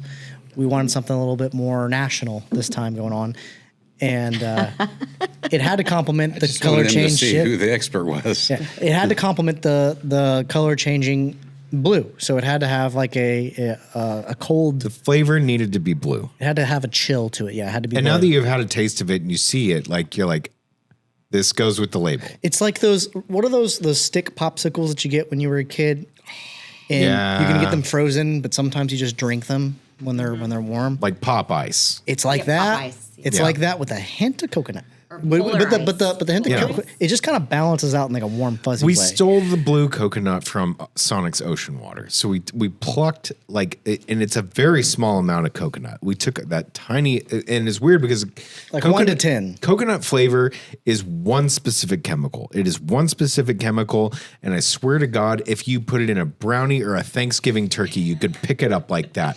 Bloodhounds know where fucking coconut is living in Texas, okay? Because, it's so easy to detect and smell. So And like ergo, even the harbinger of innovation. yeah, even in the smallest quantities, like you can pick up coconut.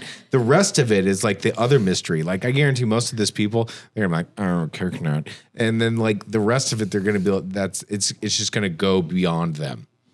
So I worked at Sonic. Oh, well, okay. I worked So you at know. Sonic and On for the quads, by the way, record- on yes, quads. Yes. And If you didn't do it for on the quads, did record, you really I work did at it- Sonic? I did it during a time that they did not have credit Yes. card machines. $45 to $50 an hour. That's what I made in high school. Oh shit! That's killer. You were That pretty is good. killer. You're pretty good at it. I was pretty good at it. But I will tell you, of all the coconut, there's nothing out there that tastes like this. So, I mean, you guys are the experts, and there may be people that are like, oh, I've tasted that before. I've never tasted any. So, Sonic, coconut, ocean water, all of that, this is significantly different.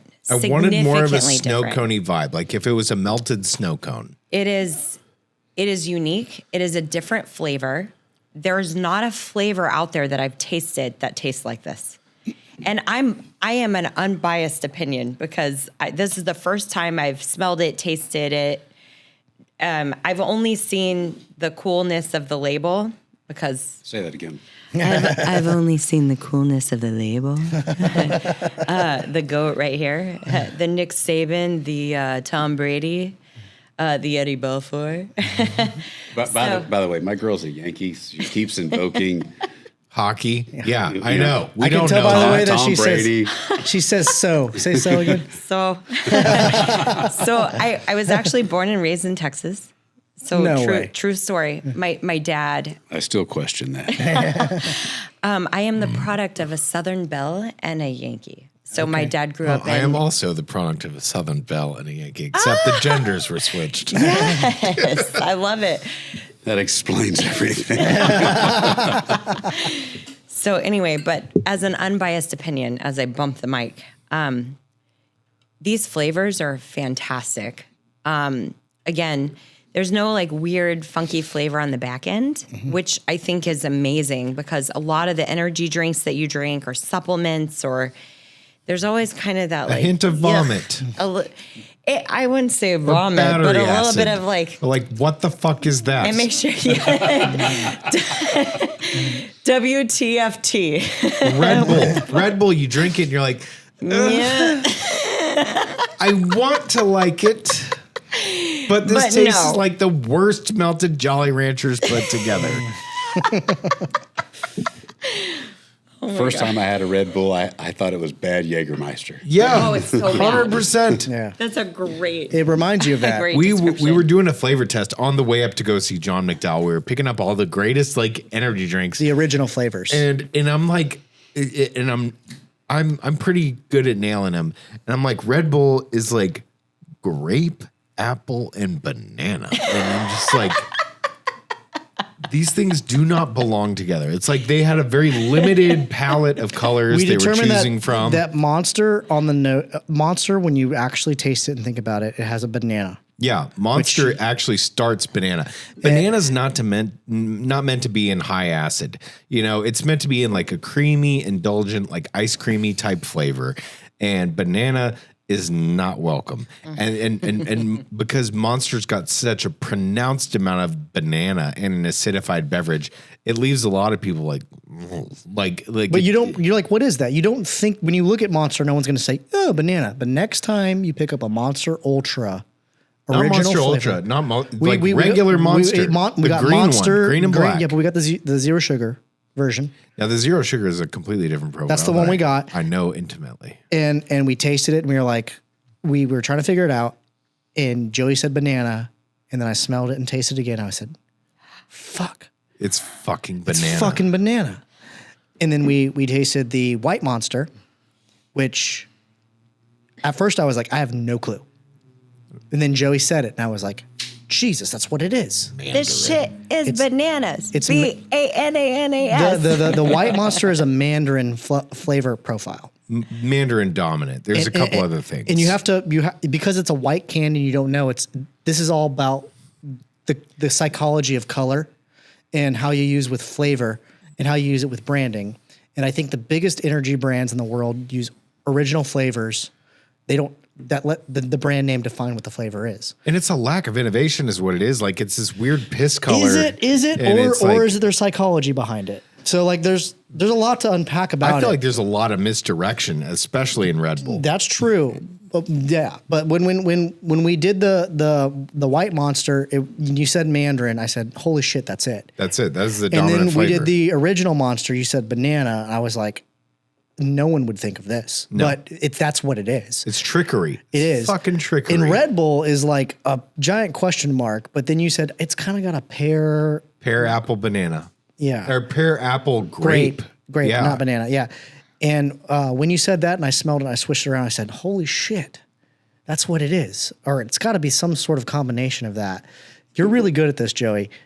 This is more on the nose. You can sort of determine what it is if you really ink it out. Yeah. But it's got that same original. That's what we were going for. Original flavor. The question is, does it taste blue? Yeah. And that is the goal. Yeah, blue, and it tastes blue to me. So, It tastes blue. yeah. He's having it with smoky vodka or smoky I was gonna say, tequila. it tastes like mezcal. Yeah, actually, this is a good drink. We're gonna have to get one of our spirit vendors that you've got access to hook it up on this one. Yeah, and it won't be the. Where did that bottle go? Oh, What did you pick, Eduardo? Noble Coyote. Can you explain to them what a die line is and use this bottle as an Well, example? you were 'Cause mentioning we earlier mentioned die line earlier, and I Size, think that color, needs to be shape. Can you talk about shape? Color, shape, size. Color, shape, size. So size can be the actual structural package in the container, or it can actually be the label design. Now, if I was going to be fully objective and critique this, color, great, simple, speaks to the essence of the brand name and the logo identity. Shape, there's nothing sexy about the shape of the structural package, but the overall shape of the die line, It's pretty cool. very cool. Yeah. Very cool. Especially fits with the ethos of the entire Noble Coyote logo and brand identity. And not my customer, not my brand, but I'll give a shout out to whoever served this. Die cutting this special shaped die in registration, fantastic job. Not easy to do. Well, it's easy to do. The bottle on this side. There we go. I'm getting accused by multiple people. Actually, die cutting and register is easy to do, but because of what I do for a living, I see so many labels that are die cut out of register. It just makes me want to Cringe. throw my elbow against somebody's forehead. It's just, I mean, really, the TKs of the world, the graphic brand designers labored immensely over a coyote face. the coyote face for a die line. Or a silhouette, a shape of one. How do you guys do that on like the printed? Is you like some sort of like laser cutter kind of like CNC machining It's called a kind die. of thing? It's called a die cut. So the dies that we have manufactured, they're rotary tools. They are think of a CNC machine, but in a rotary capacity. A circle, a cylinder. Yeah, they engrave the die shape. Depending on the scope and scale and size of the portfolio, it may be multiple impressions across a cylinder and multiple impressions around a cylinder, which is an art and a craft of itself. But it is frustrating as an artisanal stakeholder in my industry when I see brands, unlike that one, that go to the measure of making shape in terms of their die a part of their brand identity and their brand ethos, and yet they chose a partner that can't so much as freaking die cut it and register. It's a lot of times with print, and I use that term loosely because I don't like it, or dare I say design. Oftentimes, John Q. Public can't identify what they like about it. But if there is a blemish, They know what they don't like. absolutely. Abso-freaking-lutely. On register is a term meaning that things are in alignment. So if you look at like this label, what we call the filigree. Now the filigree in this is like this crazy weird, like almost paisley like kind of structure that is in the background of this label.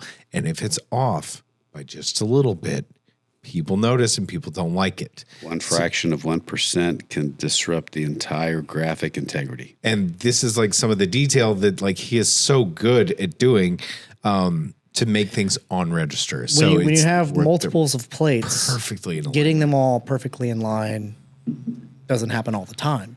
So you have to run material and dial all that stuff in. That's why you need a really good team of operators to dial all that in. Next time you go to a supplement store, check the labels There's a lot out of registration, folks. and look for things that are like on register and off register. And it's going to make you like second guess whether or not you're going to buy the fucking product because it's off by a fraction of a percent.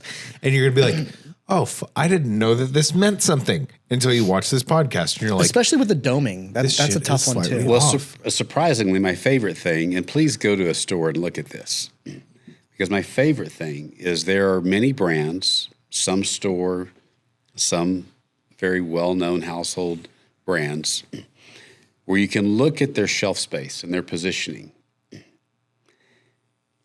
And as a consumer, you probably ask yourself which one is new and relevant versus which one is old and outdated, because their partners, dare I use that term loosely, have not been able to execute with consistency with their respective color.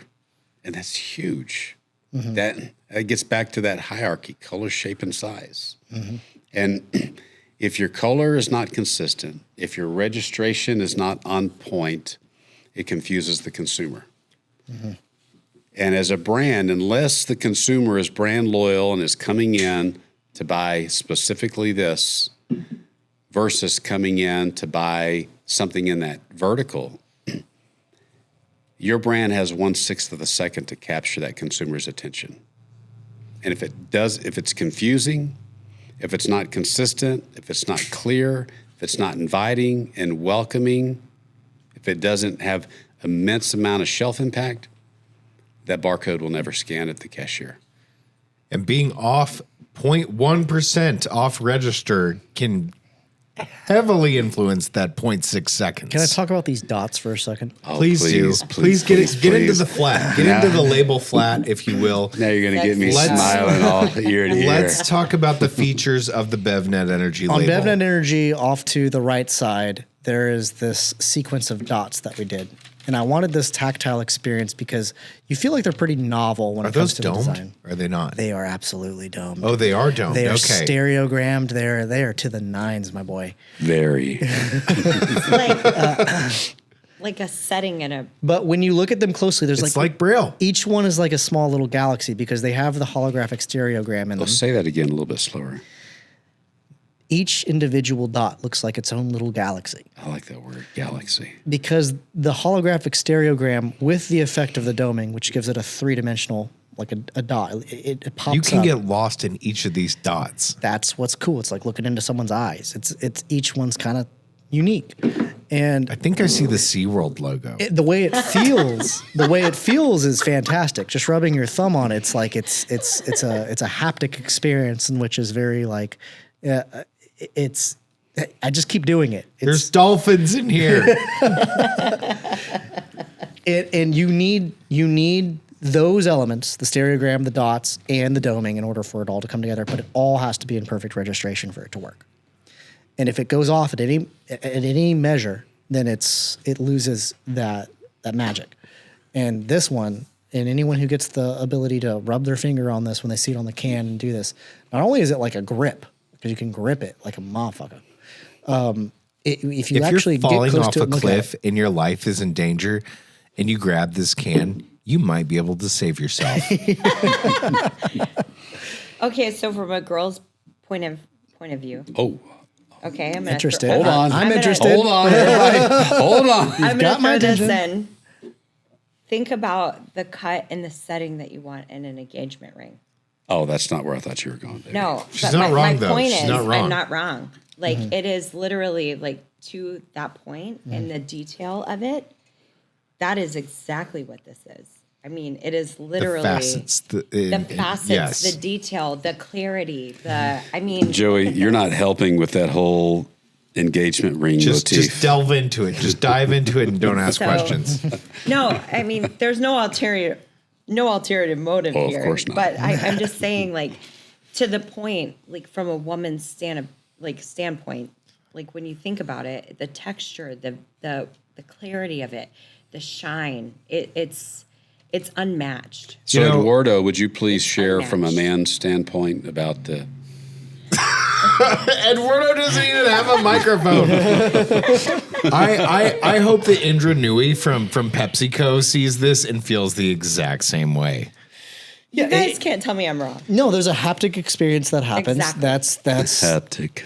it's kind of addicting. You want to rub your finger on it. Yeah. It's and the autistic parts of your your brain that are just suddenly activated, and you're just like the hairs in the back of your neck stand up. Did you say artistic or autistic? Autistic. Okay. I just want to make sure we're on the same page. But even the shine and the clarity of it. That's what I mean. Right? The whole it takes all those things in order to make it cool. And those dots were kind of a.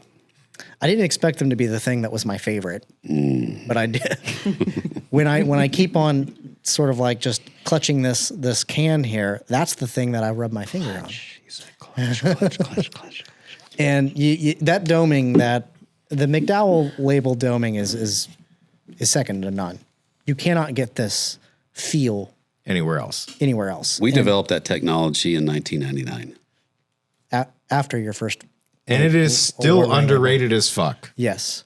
Because everyone wants tactile, and you can get tactile with the digital application, and it's good. Kind of. It's fine. JetFX is great, but it's not this. It just isn't. And I try to explain that to some of our people when we're going to design things. I'm like, look, if you truly want the absolute best tactile experience, you got to use this thing called doming. And there's only one place in the world that I know that does it properly. That's it. And you got to go to McDowell Label to get that. And there's a nuance to it. It's a subtlety. You don't want to put it on everything. You can if you want a certain effect, because you can use it in lots of different ways. But the true power of it is when you do it in a subtle, nuanced way where it's only on specific elements and spot places. That's really thoughtful. John said something to me a couple months back. He was like, you don't want to put too much texture around the lip area, especially on a beverage specifically, because when you put it on your lip and you drink it, you don't want sandpaper varnish on your lips. It doesn't feel good to put cat's tongue on your lip. So let's take that to what's around the rim. So I do want you to look at the flat and talk about that. I want you to flip it around to the back and talk about in the gold spots too, where we do have stereogram on this thing. Are you going to completely go over the micro shimmer technology? I'm saving it. I'm saving it for later, because that John. is sick. We'll get to that next. is We'll get to sick. that next. I'm saving the best for last. That is so sick. It is the most subtle yet most dynamic. All right, are we going to skip over it? We're going to skip over the stereogram. It's there on the part that's around the rim. Like, and I Did do you feel say like, rim? yeah. and on this one, the tip even? I feel like on the tip, we're losing that.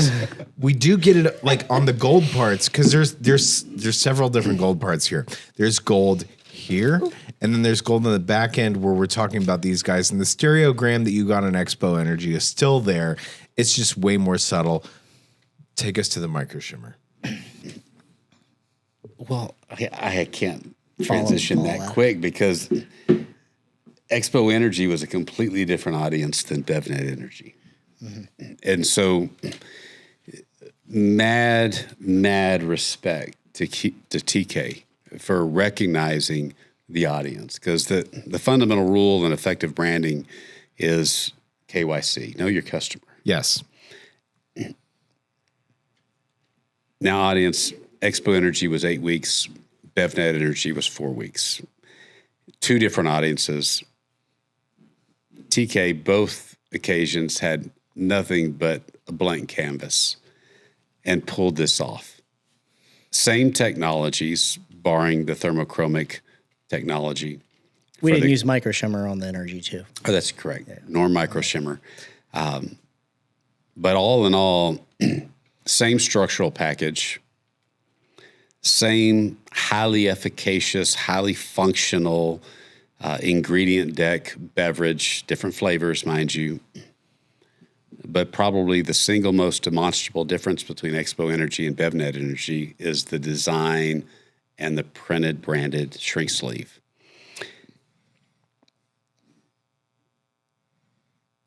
Expo Energy had the stereogram really kind of in your face, baked into the ethos of the design. On BevNet Energy, to Joey's point, far more subtle, but far more selective, but yet very engaging, very immersive, very much there being present, but more so as a supporting character and not so much as the hero of the package. But then MST. Micro shimmer technology. I love the way you please do that again. Micro shimmer technology. What is this? Okay, It's like little flakes. It's like little crystals like, within it's like when you. Is it glitter? No, it's not glitter. It's finer than glitter. The way that it's like Sparkle. the metal flake on a 1980s fucking ski Yes. boat. Okay, Yes. Yes. like like on a Hold Cadillac. this for a minute. Just hold it. Just hold it. It's like a Cadillac, like it's that the paint. white diamond paint on an Escalade. Like we're talking premium. Okay, like there are chunks of metal in this thing. Like Tiny ones. keep going. Like I use the analogy that it's like car paint on a premium vehicle, like a candy Porsche coated. or a Porsche or an Escalade or anything that you go that has like a premium paint job that you spend extra money on.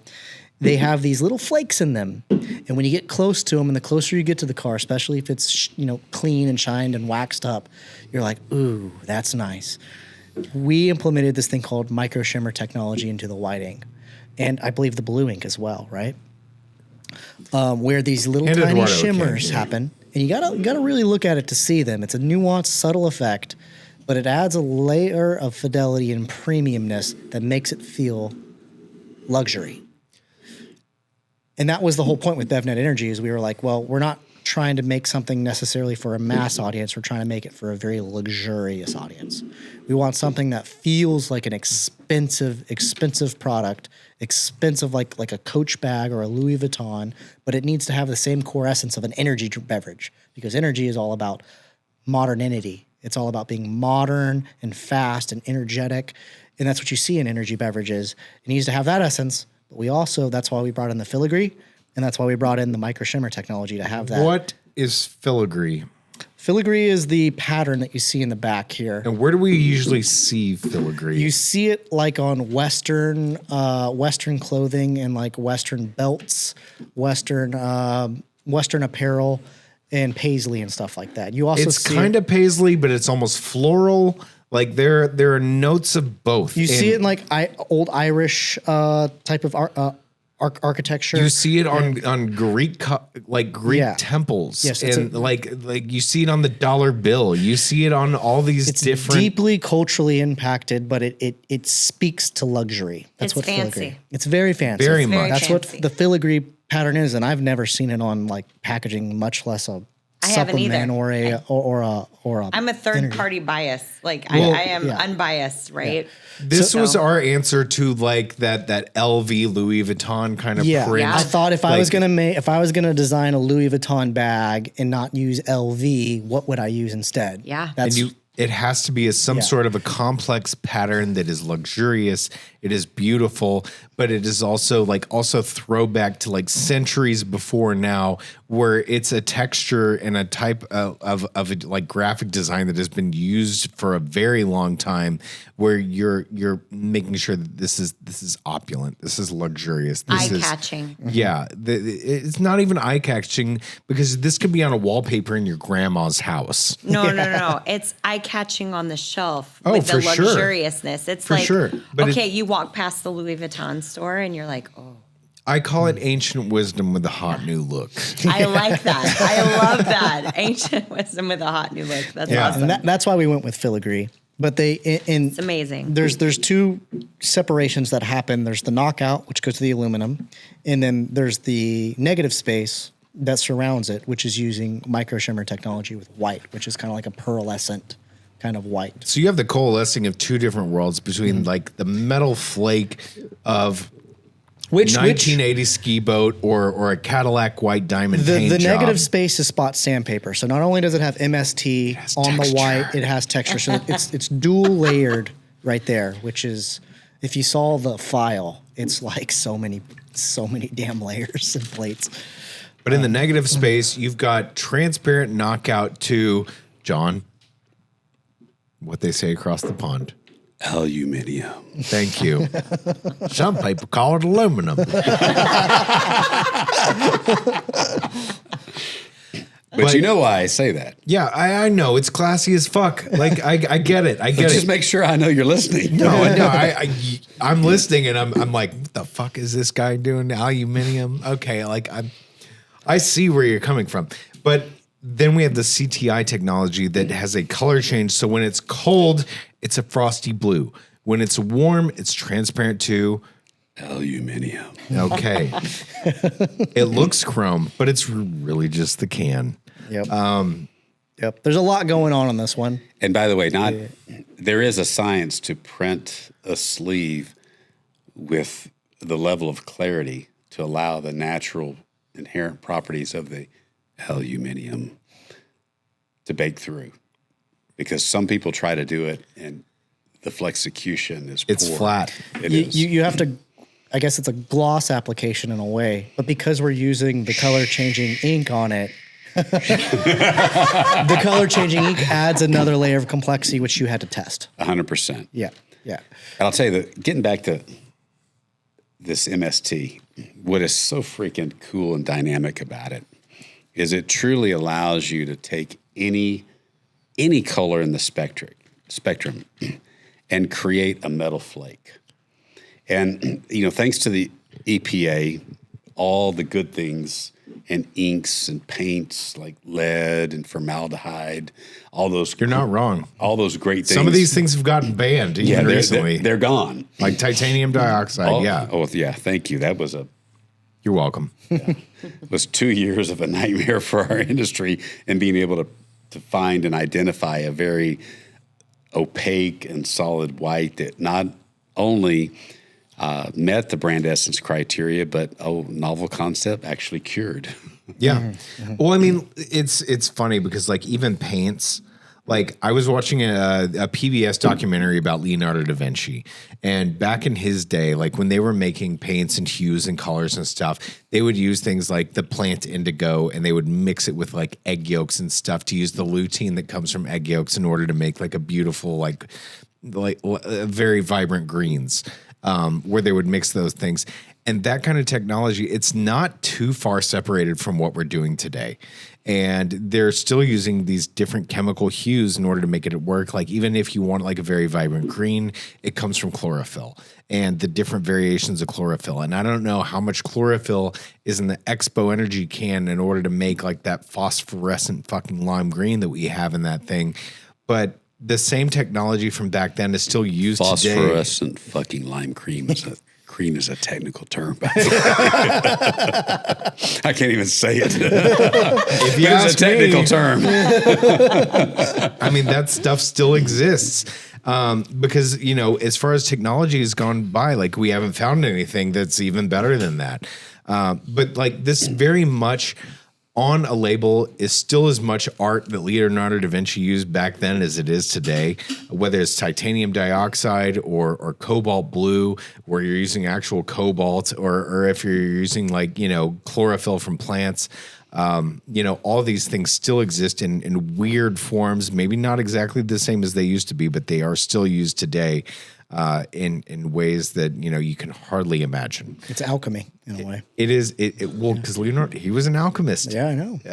But like he wouldn't understand how to do alchemy if he hadn't done painting. Like it's just like all these different weird overlaps where it's like you can't get this color unless you have this chemical combination of random shit to make this It's the color. bonding of science and art, and that's essentially what we're doing here. That And is if you take exactly that what linen we're doing. tester, which most people affectionately know as a loop, or if you took a high-powered, fine-tuned microscope and you looked at this respective sleeve or one like it that had MST, the metallic effect, if you looked at it, it looks like this on a cross-section. Yeah. Where most inks are just flat. A flat dot matrix. In order to create that, I mean, it looks like Antarctica, like just It's woven into crystals. absolutely, it's phenomenal. It's a true So, art.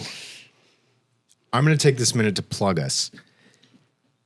I don't know if any of you guys watching are going to be there at BevNet, but BevNet, it's a special, it's not even 1,000 people. It's a very small group of people. With tickets that are over $1,000. Yeah, tickets are over $1,000. If you're going to be there, we are going to have a full fucking blown experience. And if anyone out there calls me just a formulator, let me set the record straight, because I have jumped through several fucking hoops in order to make this happen. Along with TK, who has enabled me to make this happen, because if I didn't have his artwork in order to make this stuff happen, we wouldn't make this near as special as it is. You got a damn elevator. Resource Label Group got the spot. We got the spot. It's 1 hour where we are going to talk about how this whole thing came to being. They got us the spot, which, we have 60 minutes in the Palisades room.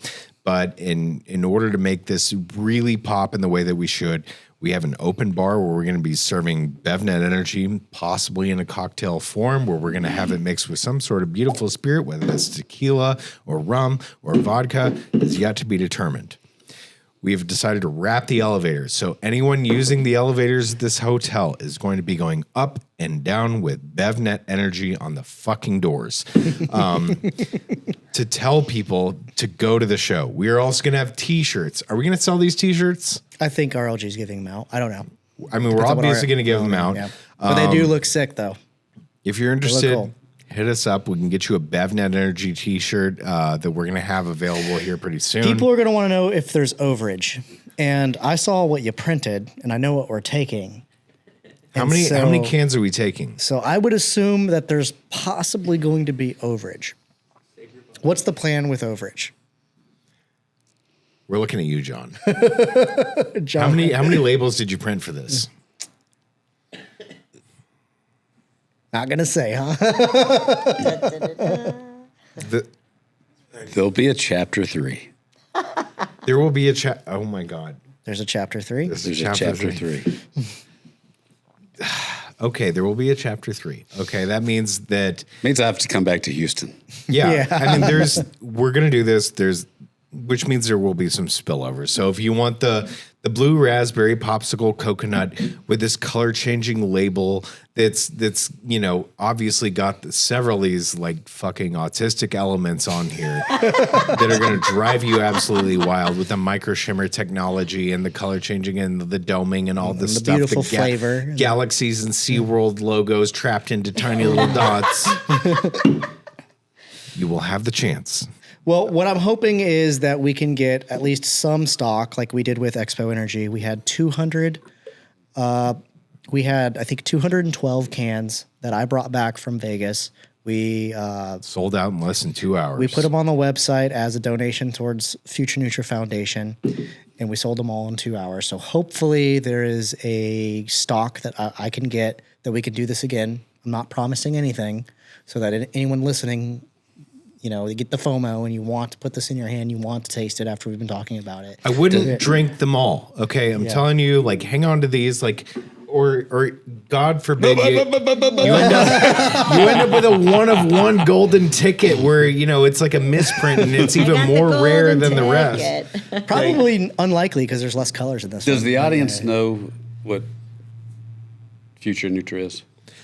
Yeah, we have a commercial. Future Nutra is a nonprofit organization. Yeah. We do third-party clinical testing, or not clinical, but third-party testing on finished products, which, we're trying to do some consumer protection in order to make sure you're getting the right amount of ingredients in the products that you buy. Second thing goes into education. Third thing goes into actual clinical studies to find out mechanisms of action of different ingredients and the human clinical studies on these ingredients to make sure that they're delivering the results that you're kind of expecting from the clinical studies that have gone previously. What else? We've got several different initiatives that are going on right now. We are doing some hydration product testing. We have some turkesterone testing that is coming on the back end of that. We have some pre-workout testing that is coming on the back end of that, and then some rhodiola testing on the back end of that. So we've got a pretty good pipeline. So some really entertaining stuff that's going to be coming from Future Nutra. But yeah, that's what it is. It's a 501c3 nonprofit that is basically about creating more educational content and some consumer protection and some research that is all around the supplement industry. And calling out bad players. You heard it here. calling out bad players, but also giving bad players the chance to repent, which is the other thing. Come to Jesus. Yeah, if we've caught you Absolutely. and like you're not doing the right thing, we'll give you the chance to redeem yourselves. And we're all about redemption and doing proper self-policing of the industry. Even if we catch a bad guy, we'll give him a chance to actually turn around and do the right thing. And that's what we're all about. By hiring Joey, of course. You don't even have to fucking hire me. I'm just out here trying to do the right thing. So third party, I think you guys are gonna I'm empty. sell Yeah, out. yeah. I mean, have this to fix is that. amazing. Yeah, I mean this is the sequel to the first one, and John says there's going to be a chapter 3. Oh God no, knows what there's we're a gonna do. chapter of like 3 and 4 and 5. This is Babe. He's like, calm down. You can't share pillow talk. Oh no, I just was guessing. Oh, Do we want to move over to That's Bullshit and wrap this up? We don't have that one for this one, but I mean, don't? we actually have been going on for like 2+ hours. Oh, okay. John McDowell, where can the people, if they want to work with you, if there are people that have heard this and like all the different technology involved with the labels, where can they find you? 2700 East Plano Parkway, Plano, Texas, 75074, www.McDowellLabel.com, www.resourcelabel.com. We're the third largest label and package printing company on planet Earth. We've got over 30 plus locations strategically located across North America. We're growing. We are still the David among Goliath. I'm not the only one. I'm just maybe the purveyor. But reach out. We welcome you. Come and enjoy a different way to do business, a fun way to do business, a cumbersome free way to do business, and experience freedom of design. And that doesn't matter if it's adhesive label, shrink sleeve label, floor adhesive, elevator wrap. Like, it doesn't matter. Scratch and sniff, color changing, micro shimmer, holographic. It doesn't fucking matter. Let's say rub and smell. Rub and smell. Your brain Rub and can't find their limits. Trademark rub and smell. Go and find them. And that's an episode, folks. You guys go check out John, see what he does. If you want to reach out to me and you want contact information, we can help with that. But if you're not printing McDowell Label, what the fuck you doing? You're fucking up. We'll You see heard you it next here. time Cheers on the to Supp that. Works podcast.